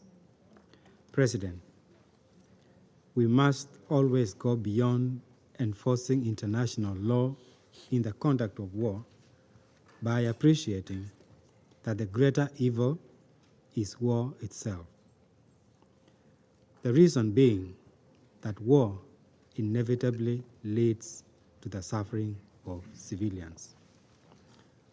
One of the most frequent harms is forced displacement and its domino-like effect on food insecurity, the destruction of livelihoods, the outbreak of disease, sexual abuse, denial of schooling for children, and forced labor, to mention a few. The war in Ukraine has generated the fastest and largest mass displacements since the Second World War. 6.9 million internally displaced and 7 million refugees. Last month alone, more than 330,000 people, mostly from the east and south of the country, where violence has been raging, were displaced. We commiserate, especially with the most vulnerable Ukrainians who have been forced to flee their homes in response to a war against the most basic laws of international conduct, including the provisions of the UN Charter. The claim that some of the forcefully displaced are being subjected to filtration processes is serious and alarming. We call for independent investigation into these allegations to establish the facts upon which this Council can take appropriate actions. In this regard, the relevant United Nations agencies should be granted access to those that have been forcibly displaced, particularly those in or have been in the alleged filtration camps. Most critically, President, is the urgent need to prevent the creation of new waves of forced displacements, which would certainly worsen the humanitarian situation. More should be done to provide humanitarian assistance and ensure the safety and protection of civilians from war-related violations, including forced displacements, particularly in besieged cities in the east and south of Ukraine. Mr. President, even as we discuss the plight and fate of those forcibly displaced by the conflict in Ukraine, we recall the International Day for People of African Descent that took place on 30th August 2022. On this day, the need to combat the multiple forms of discrimination and violations against people of African descent were underscored. We vividly recall the differential treatment Africans and people of African descent received when they, like millions others, were seeking to escape when the war against Ukraine broke out.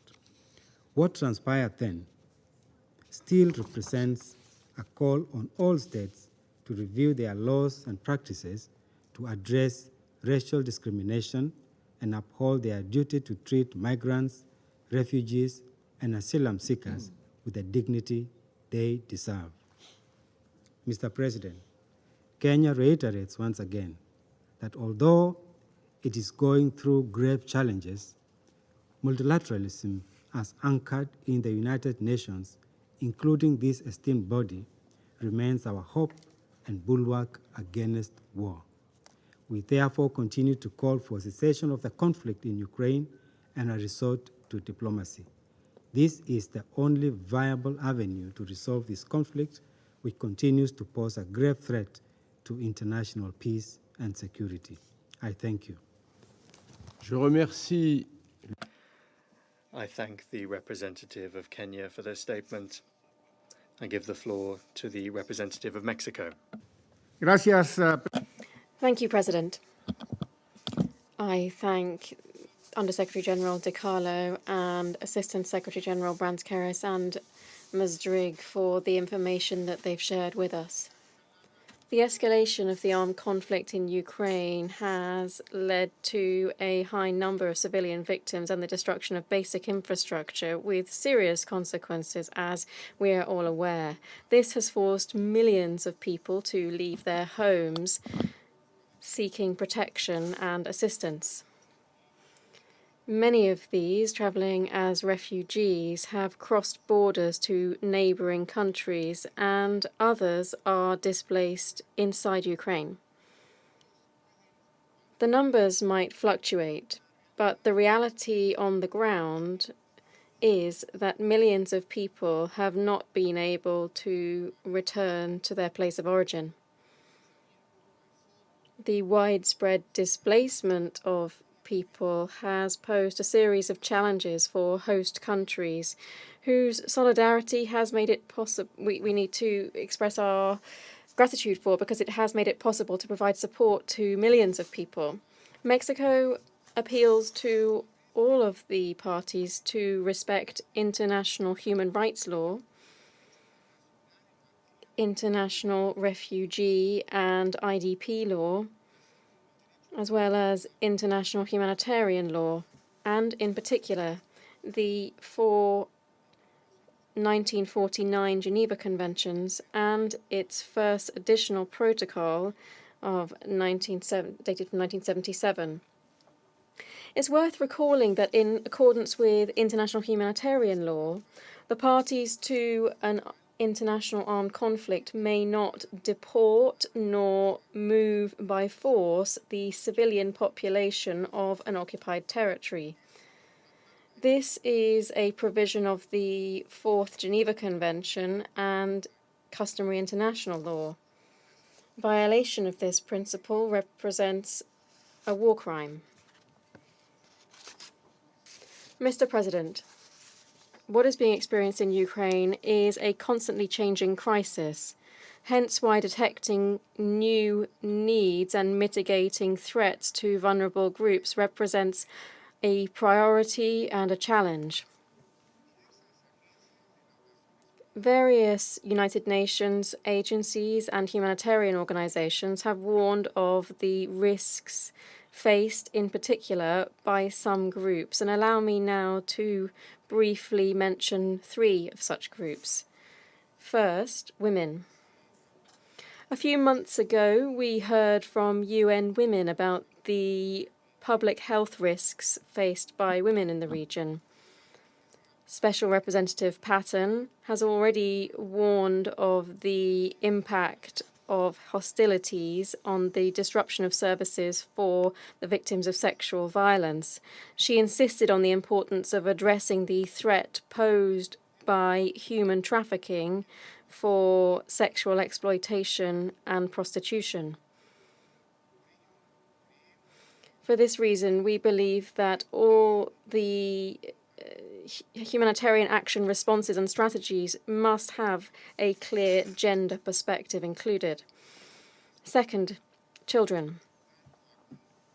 Both the UNHCR and UNICEF have been unequivocal in noting that it is crucial to ensure the immediate identification, registration, protection, and appropriate care for unaccompanied or separated minors, and to avoid adoptions either during or immediately after an emergency. Third, older persons and persons with disabilities. The 2.7 million persons with disabilities in Ukraine have very limited access to emergency information, to shelters, to healthcare services or support networks.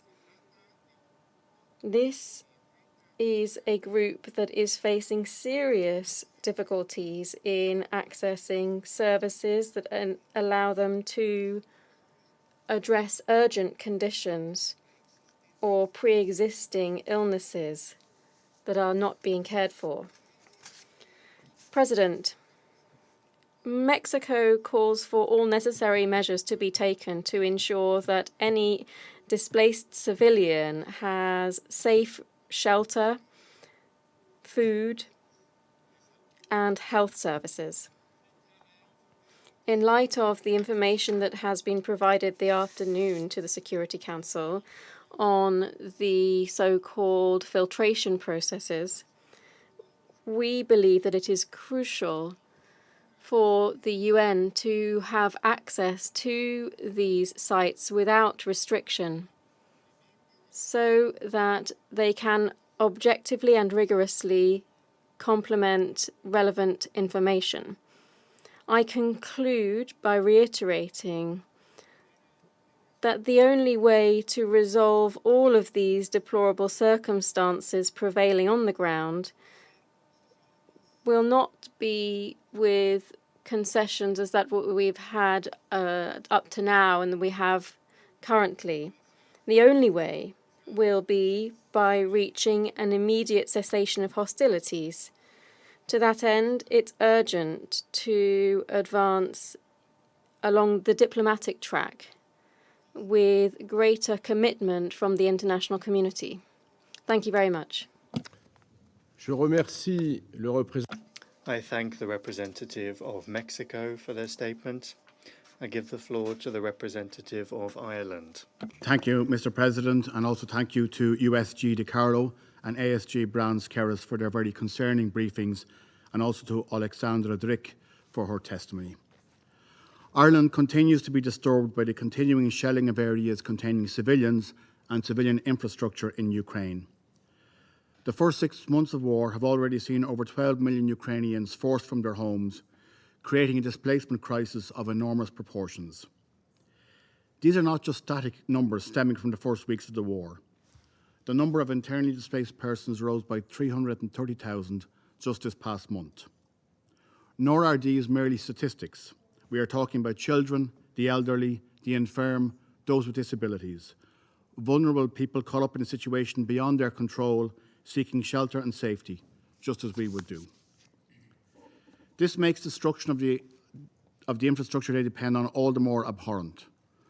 On the 24th of August, a missile attack near a train station in Chaplinier killed at least 25 people, including children, leading to yet more lives lost in an illegal war. Members of this Council have recalled many times in the past 6 months that parties to conflict must comply with international humanitarian law, including the obligation to distinguish between civilians and combatants.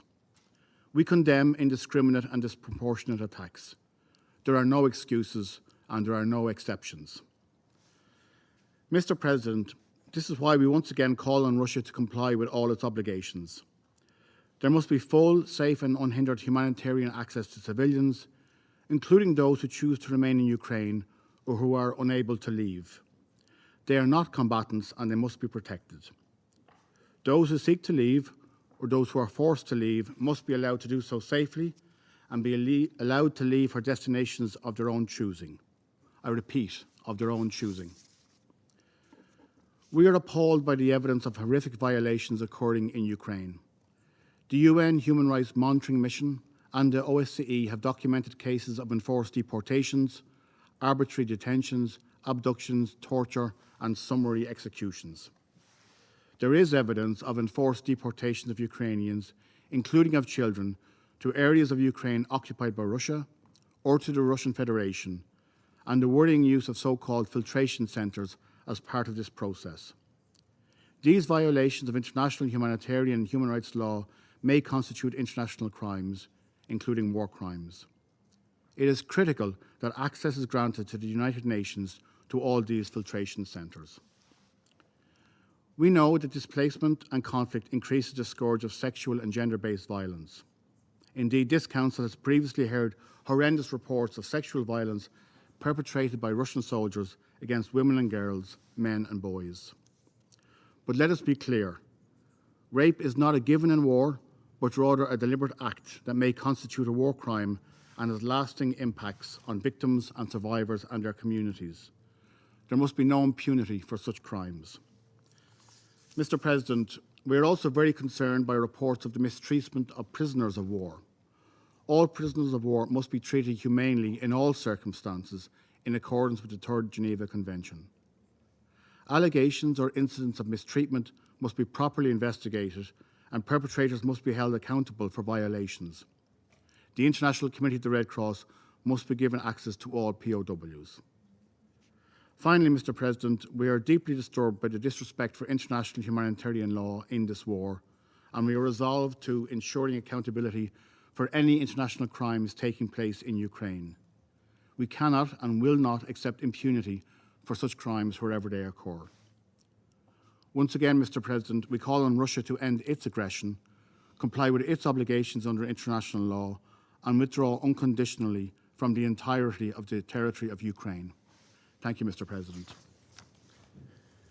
Je remercie.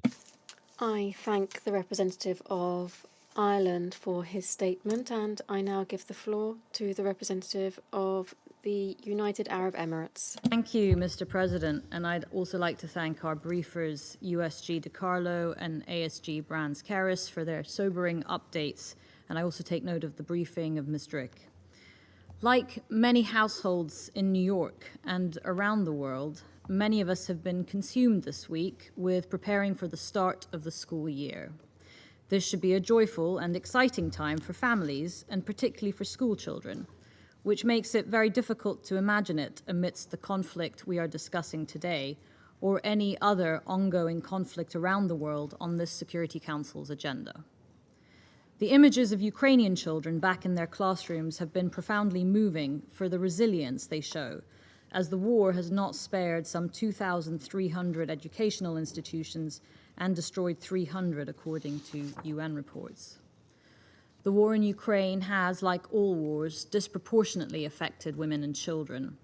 At this particular time of the year, we recall UNICEF's estimates that over 2 million children have fled their country and many others have been internally displaced. Some might be able to attend virtual classes in Ukraine, but most will be in need of schools or daycare facilities in their new homes. At the same time, even those lucky enough to have a school to go to are grappling with social anxieties of integration and trauma. The briefing of Ms. Keres on the protection of children is something the Ukrainian and Russian authorities should look into and rectify with urgency. It is an area where communication between the two parties is much needed and expected by the international community.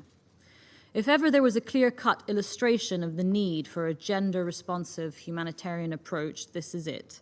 The Security Council should insist on tailor-made solutions by donors and humanitarian actors that specifically address the needs of Ukraine's women and children. In the face of these difficult challenges, we commend UNHCR as well as other UN agencies and humanitarian partners for their swift response to the needs of displaced people, as well as to the host countries. As the conflict goes on, their generous protection and service delivery for those seeking refuge, including in education, becomes ever more vital. At the same time, we underline once again that such protection must be provided without prejudice or discrimination. Mr. President, those fleeing war are at their most vulnerable.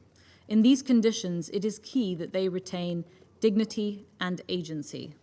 Those seeking safety must be allowed safe and voluntary passage, and when circumstances allow, any return home should likewise be voluntary, safe, dignified, and durable.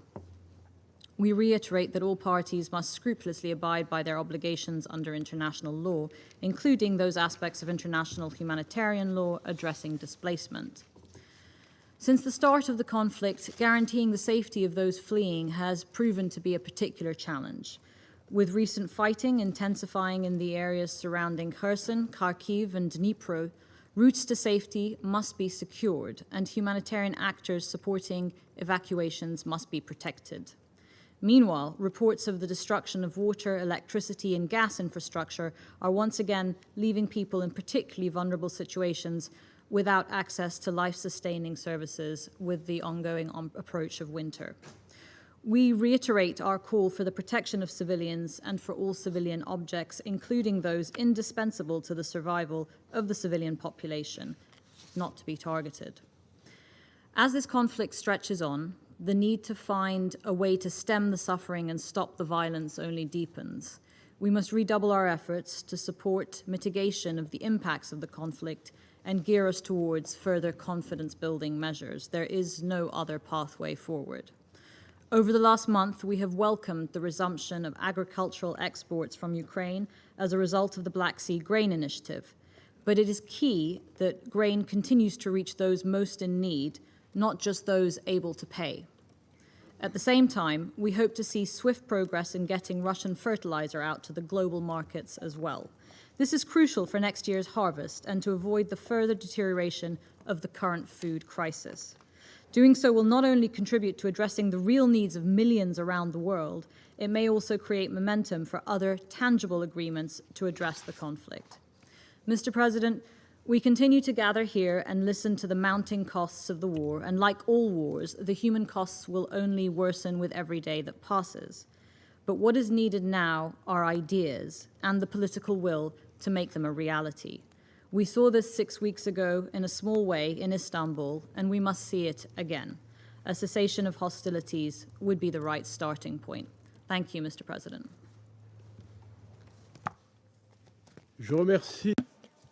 I thank the representative of the United Arab Emirates for her statement, and I now give the floor to the representative of Gabon.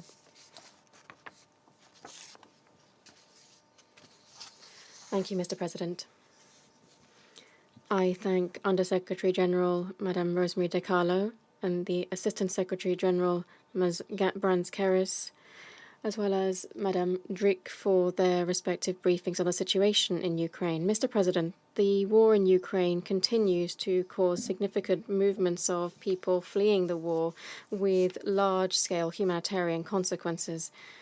Despite considerable international mobilization, the humanitarian cost of the war continues to rise with the escalation of the fighting. Despite some recorded returns, the number of people fleeing the war since the beginning of the hostilities is more than 7 million. These include women, children, older persons, vulnerable people. We have repeated this at every council meeting, and we repeat it again today with the same commitment. Civilians are paying too high a price, while at the same time their protection is guaranteed by international legal instruments, including the Geneva Conventions and their additional protocols. The belligerent parties must abide by these. Mr. President, 6 months after the beginning of the war, while international public opinion is awaiting specific proposals from this council for an end to the conflict, it is quite clear that the parties remain rigidly stuck in their antagonism and they continue to trade invective. We must reasonably plan for a diplomatic outcome to end this deadly war. We have noted with some horror the allegations reporting the existence of filtration camps and the use of profiling both of civilians and prisoners of war, featuring also mistreatment, the use of forced labor and cases of torture. These are particularly serious allegations which, if proven, would be inconceivable and unacceptable. A state of war is not a state of lawlessness, and human suffering cannot be the subject of speculation, blackmail, or bartering. It's particularly horrifying to learn that children, numbering in the hundreds of thousands, are reportedly also affected by such inhumane treatment. On such a serious subject, independent and impartial inquiries must be conducted to establish the facts and those responsible. Mr. President, protecting civilians from the ravages of war is one of the main tasks of this Council. Where it fails in ensuring its primary responsibility, which is ensuring the peace and security of peoples, all of the mechanisms of the multilateral system must be activated to avoid adding inhumanity to the horror of war. My country will be unswerving in its support for the pursuit of peace, and we will stand alongside those who propose alternatives to the deafening sound of bombs, artillery strikes, and shelling. I urge the parties to cooperate with the UN and its specialized agencies to ensure civilian protection in Ukraine and beyond. Humanitarian workers must be able to have unhindered access to those areas and people in need of support. We also urge the belligerents to engage in good faith in negotiations to bring an end to the war and to reach peaceful coexistence. I welcome in this regard the ongoing negotiations between the parties on prisoner exchange. At the same time, we welcome the agreement that enabled the export of grain from Ukrainian ports. We believe that these are glimmers of hope, which we hope will beget others. In closing, Mr. President, I reiterate my country's appeal to all of the parties to bring an end to the hostilities and to silence the arms. This is the only way to avoid adding further to the humanitarian cost of this war. Thank you. I thank the representative of Gabon for her statement. I shall now make a statement in my capacity as the representative of France. I thank Madame De Carlo, Madame Branskeris, and Madame Drick for their briefings. The war of aggression waged by Russia for 6 months in violation of all of the principles of international law and the Charter is having intolerable consequences for the civilian population. By deciding to attack Ukraine, Russia was aware of the suffering that would entail. While the consequences of this illegal and unjustified war are being felt all around the world, the Ukrainian population is paying the highest price. And I once again would like to express to the Ukrainian population our full solidarity, and we hail their courage in the defense of their country. We are profoundly worried by the information reaching us regarding the forced transfers of Ukrainian civilians towards Russian-occupied areas or towards Russia. Such acts were in particular documented by different independent bodies. It was reported that Ukrainian civilians, including children, have been transferred by force towards Russian-occupied areas or towards Russia while they were simply seeking to flee the hostilities. Russian authorities reportedly have also subjected Ukrainian civilians to horrible, inhumane detention conditions and filtration processes. All necessary light must be shed on these extremely serious acts, which, if proven to be true, could in all likelihood represent war crimes and crimes against humanity. Since the beginning of the war of aggression launched by Russia, we continue to receive stories of unbearable scenes and grave violations of international humanitarian law and human rights law. I say it again, the crimes committed in Ukraine are, as a whole, the subject of rigorous documentation, evidence gathering, and criminal analysis, criminal law analysis, which will allow them to be reviewed by the courts. The perpetrators of these acts must be held accountable.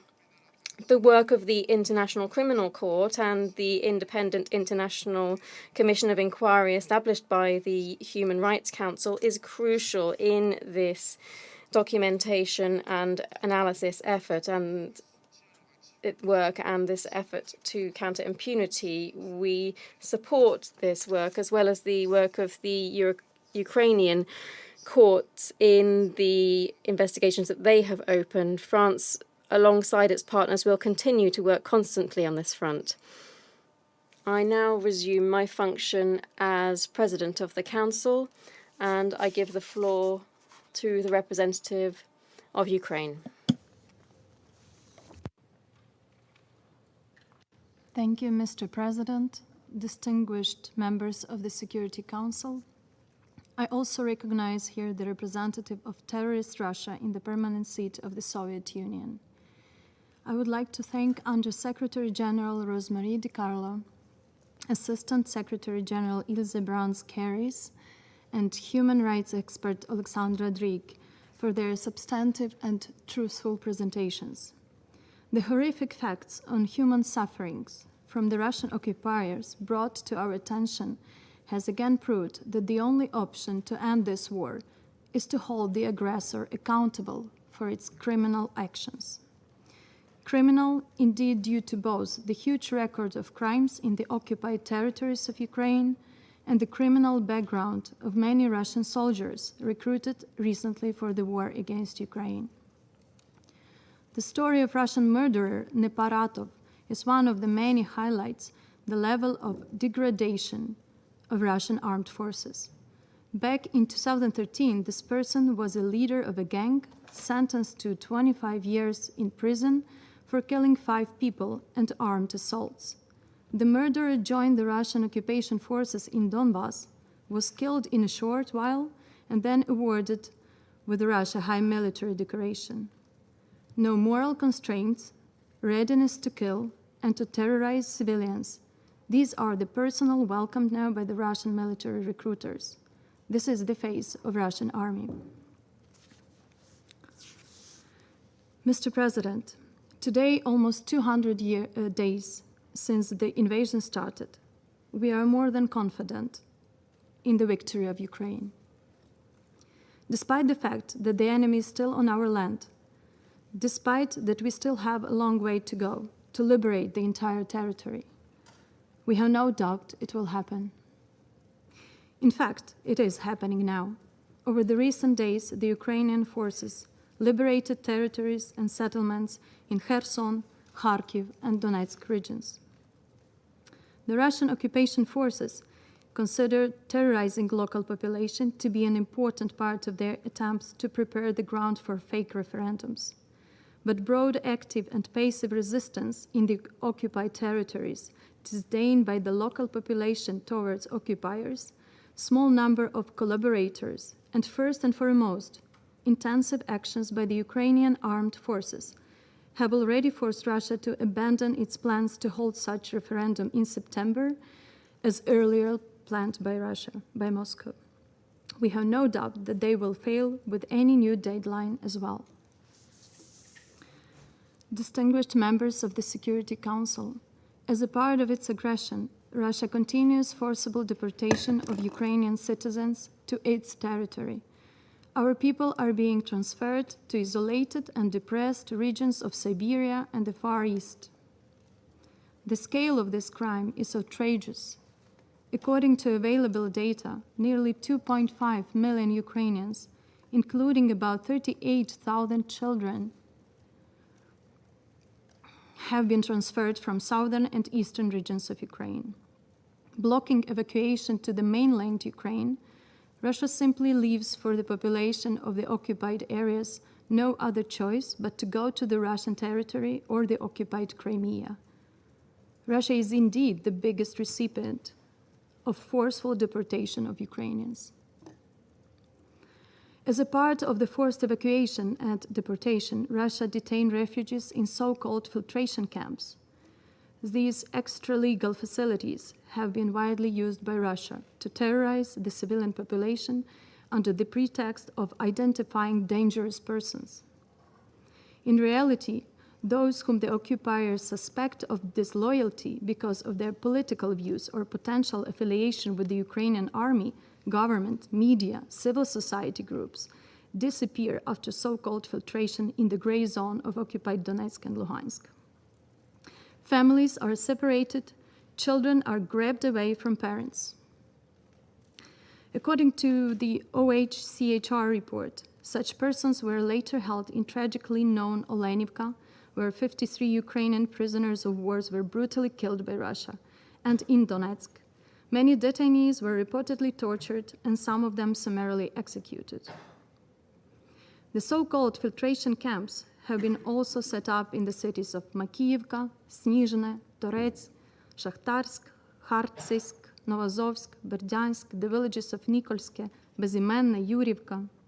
According to Ministry of Reintegration, temporarily occupied territories of Ukraine, that only about 16,000 deported citizens were able to return to Ukraine. According to their accounts, most of those transferred to Russia face lack of means and absence of travel documents.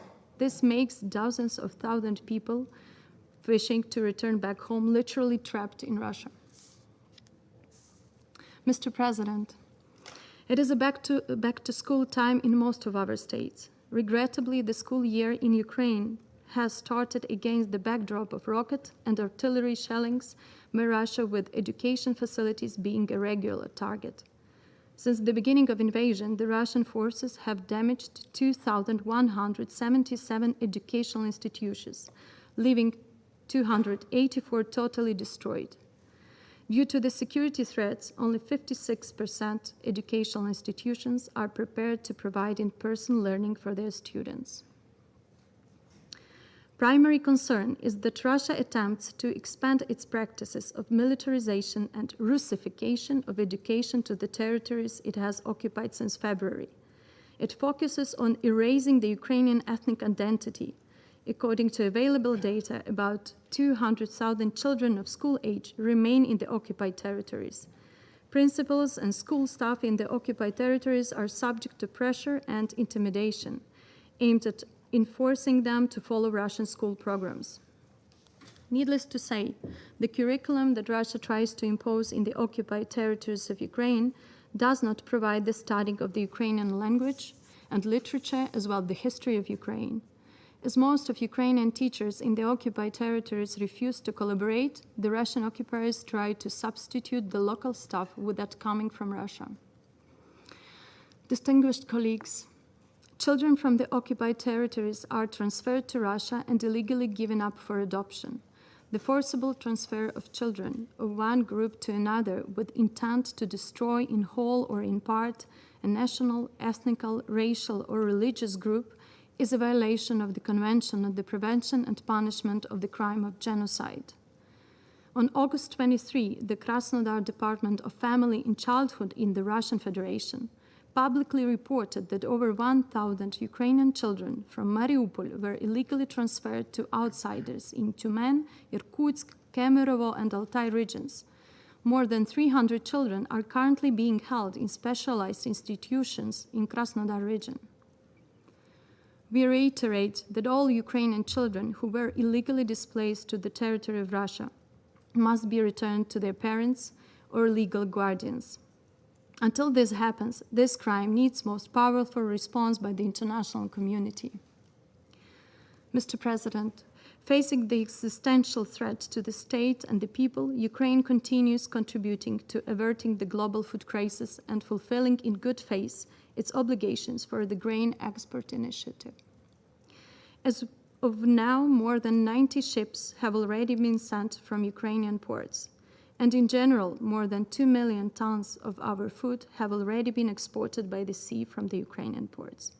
But as long as Russia is able to continue its aggression against Ukraine on land and sea, the global security threats and food crisis would remain fragile.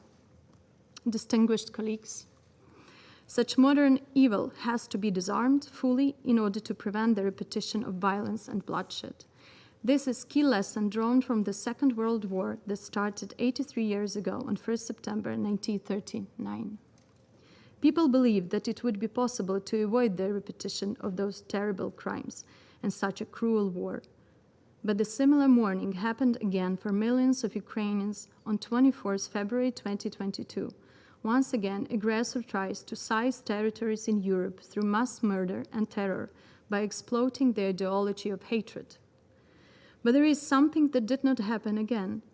There were no pacts with the aggressor. From the very beginning of the war, we have received real help from true friends all around the world. Russia's capacities to wage a war has been limited by sanction packages, and we urge the international community to further expand this practice that literally saves the lives of Ukrainian people.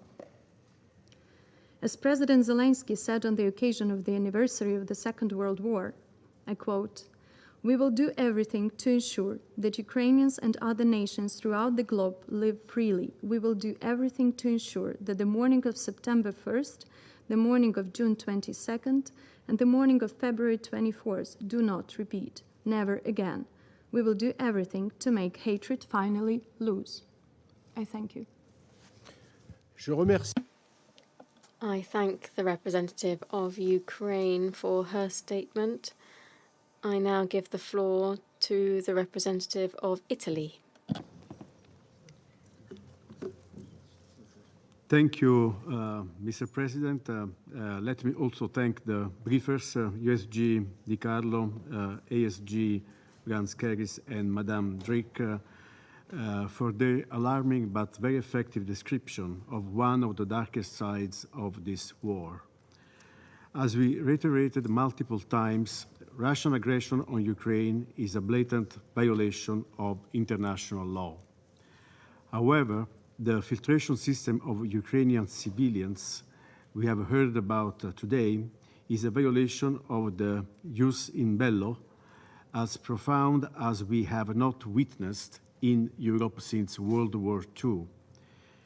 It was indeed to avoid these horrors that the international community gathered in Geneva in 1949, adopting the 4 conventions we all know. It is thus crucial to reiterate once again the prohibition of forcible transfers of civilians from the occupied territory to the occupying power's territory, regardless of the motive. In addition to this already grave breach of international humanitarian law, which could be prosecuted as a war crime and a crime against humanity by the International Criminal Court, credible sources have also raised awareness of potential cruel, inhuman, and degrading treatment, illegal biometric data collection, torture, arbitrary detentions, and enforced disappearances. These are all disrespects of the most basic human rights, despite all the disinformation attempts. Mr. President, these crimes are not only a violation of the international legal framework, They are also an offense to the shared values and principles upon which the United Nations are built on. The seriousness of this situation requires two swift and crucial actions in order to end the unacceptable and inhuman conditions in which thousands of innocent Ukrainian citizens find themselves as we speak. First, we call on Russia to grant unfettered access to both UN bodies and international NGOs, such as the ICRC, to freely and safely visit the temporary placement centers with direct and complete access to these civilians, in line with the Geneva Conventions. Secondly, we call on Russia to ensure the immediate return of all forcibly transferred Ukrainian citizens, particularly women and children, to their territories of origin and their full freedom of movement towards third countries. In this sense, Italy believes that the effective evacuation mechanism established in Mariupol, thanks to the coordination efforts of the UN and ICRC, is a clear example of how international humanitarian law cannot be left only to the voluntary compliance of armed and non-armed groups. It should be replicated to end this heinous filtration system. Mr. President, let me conclude by pointing out that we must also be sure that these crimes will not happen again. In this perspective, Italy highlights the urge to guarantee accountability for the perpetrators of such severe breaches of international humanitarian law. It affirms its full support for the work of independent international and domestic fora investigating to avoid any form of impunity, and support the further strengthening of the existing mechanism of compliance, particularly the International Criminal Court. I thank you. Je remercie. I thank the representative of Italy for his statement. I give the floor to the representative of Poland. Monsieur le Président, I want to thank you for organizing this briefing to discuss yet another disturbing aspect of the war in Ukraine.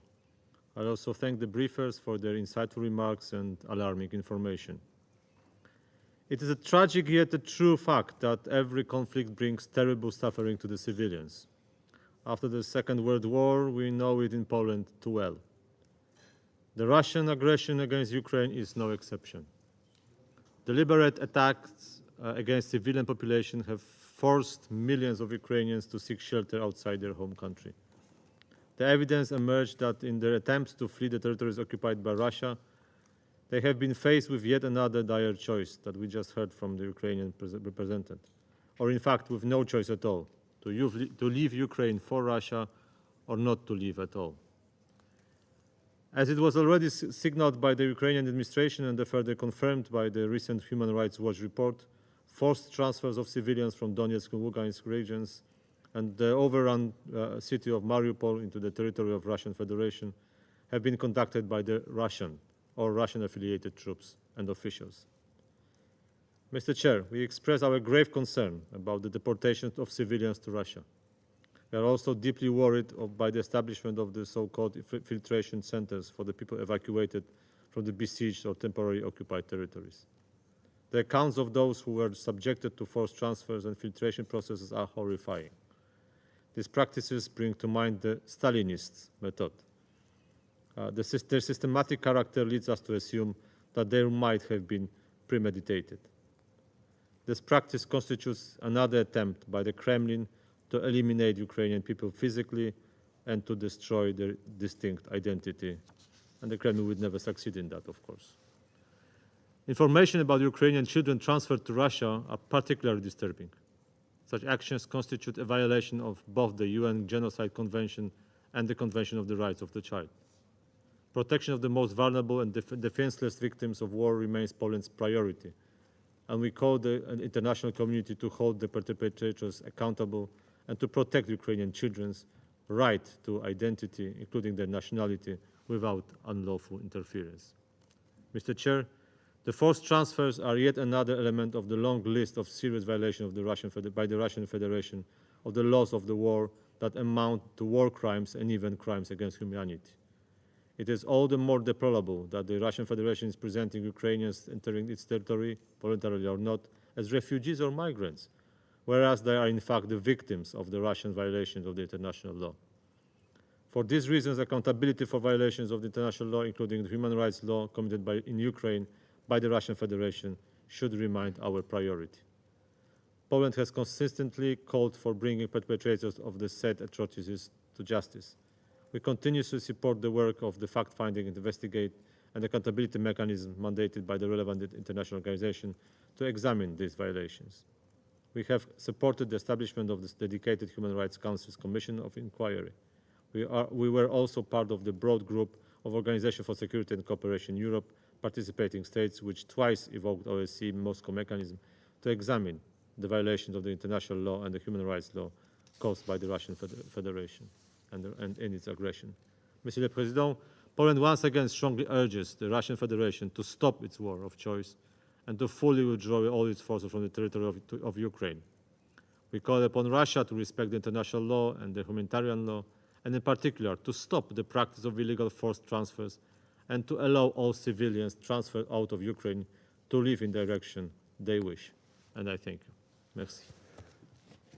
Je remercie. I thank the representative of Poland for his statement.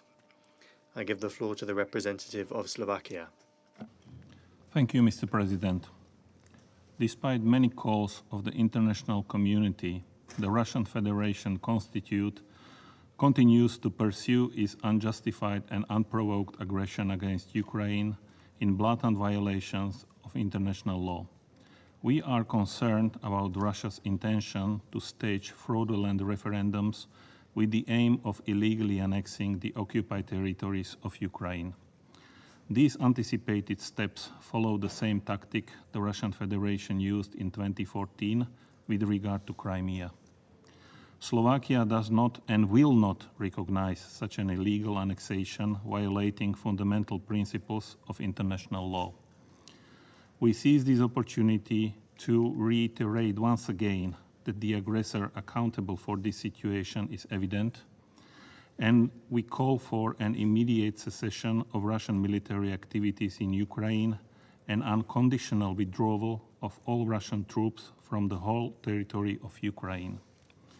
We are concerned about numerous reports that since the beginning of the senseless war of choice, the Russian Federation's officials, as well as officials affiliated to the Russian Federation, have been forcibly transferring Ukrainian civilians to areas of occupied territories of Ukraine and to the Russian Federation.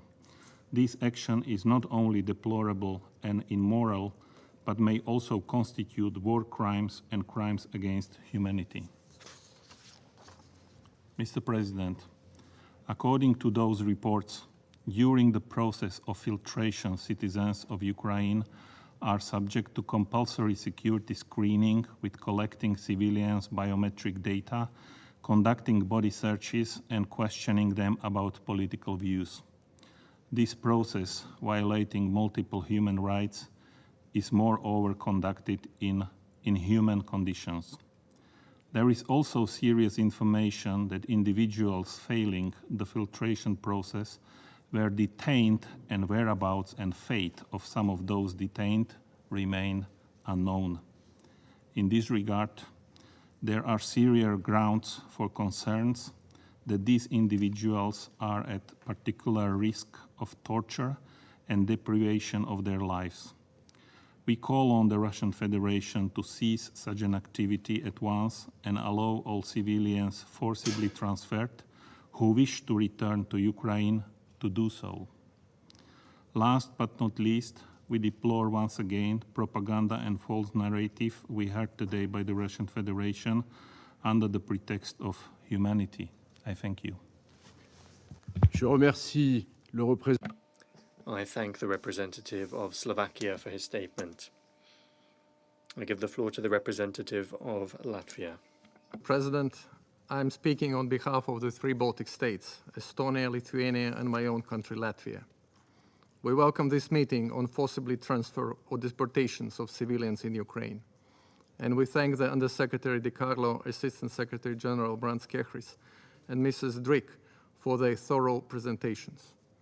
For almost 200 days, Russia, aided by Belarus, continues this brutal war of aggression in blatant violation of international law. by violating Ukraine's sovereignty and territorial integrity, and by terrorizing and committing atrocities against civilians. We have repeatedly underlined that Russia started this war, and only Russia can end it by completely and unconditionally withdrawing its troops from Ukraine's internationally recognized territory, as well as by implementing with immediate effect the provisional measures ordered by the International Court of Justice and complying with the UN General Assembly resolutions of the 2nd and 24th of March this year. As per the latest reports of the Office of the High Commissioner for Human Rights, a total more than 5,700 civilian deaths are documented in Ukraine, underlying that OHCHR believes that the actual figures are considerably higher. Moreover, the number of dead and injured civilians is growing every day, since new crimes against civilians are discovered and new attacks on civilians are executed regularly by the Russian military. Mr. President, we call on Russia to immediately stop violating international humanitarian law and human rights of people of Ukraine. We strongly condemn the forced passportization and conscription of the Russian armed forces, the citizens of Ukraine, who live in the temporarily occupied territories. We strongly condemn deportation of Ukrainian civilians to Russia, forcibly transferring of children, illegal adoption of Ukrainian children, as well as abduction of civilians, including majors and other democratically elected representatives, journalists and activists. According to various credible government, non-governmental and international organization reports, Russia has forcibly transferred over 1.7 million Ukrainians to Russia, including over 240,000 children. Russia's forces have set up almost 20 so-called filtration camps or centers in temporarily controlled Ukraine's territory. Ukrainians who have endured these camps have reported treatments ranging from humiliation to verbal abuse and physical torture, including strip searches, confiscation, and search through the electronic devices, use of electric shocks, and even staged mock executions of detainees. Such vulnerable groups as women, children, orphans, and elderly have suffered the most. There is clear and undeniable evidence that Russia is deporting Ukrainian civilians. Even Russia itself has admitted to forcibly transferring Ukrainian civilians. In May, a Russian official acknowledged that 1,426,979 people, of which 238,329 are children, had been evacuated from dangerous areas of the Republic of Donbass in Ukraine to the territory of the Russian Federation. We would like to recall that the former High Commissioner for Human Rights at the United Nations told the Human Rights Council that her office is looking into allegations that children in orphanages had been taken to Russia.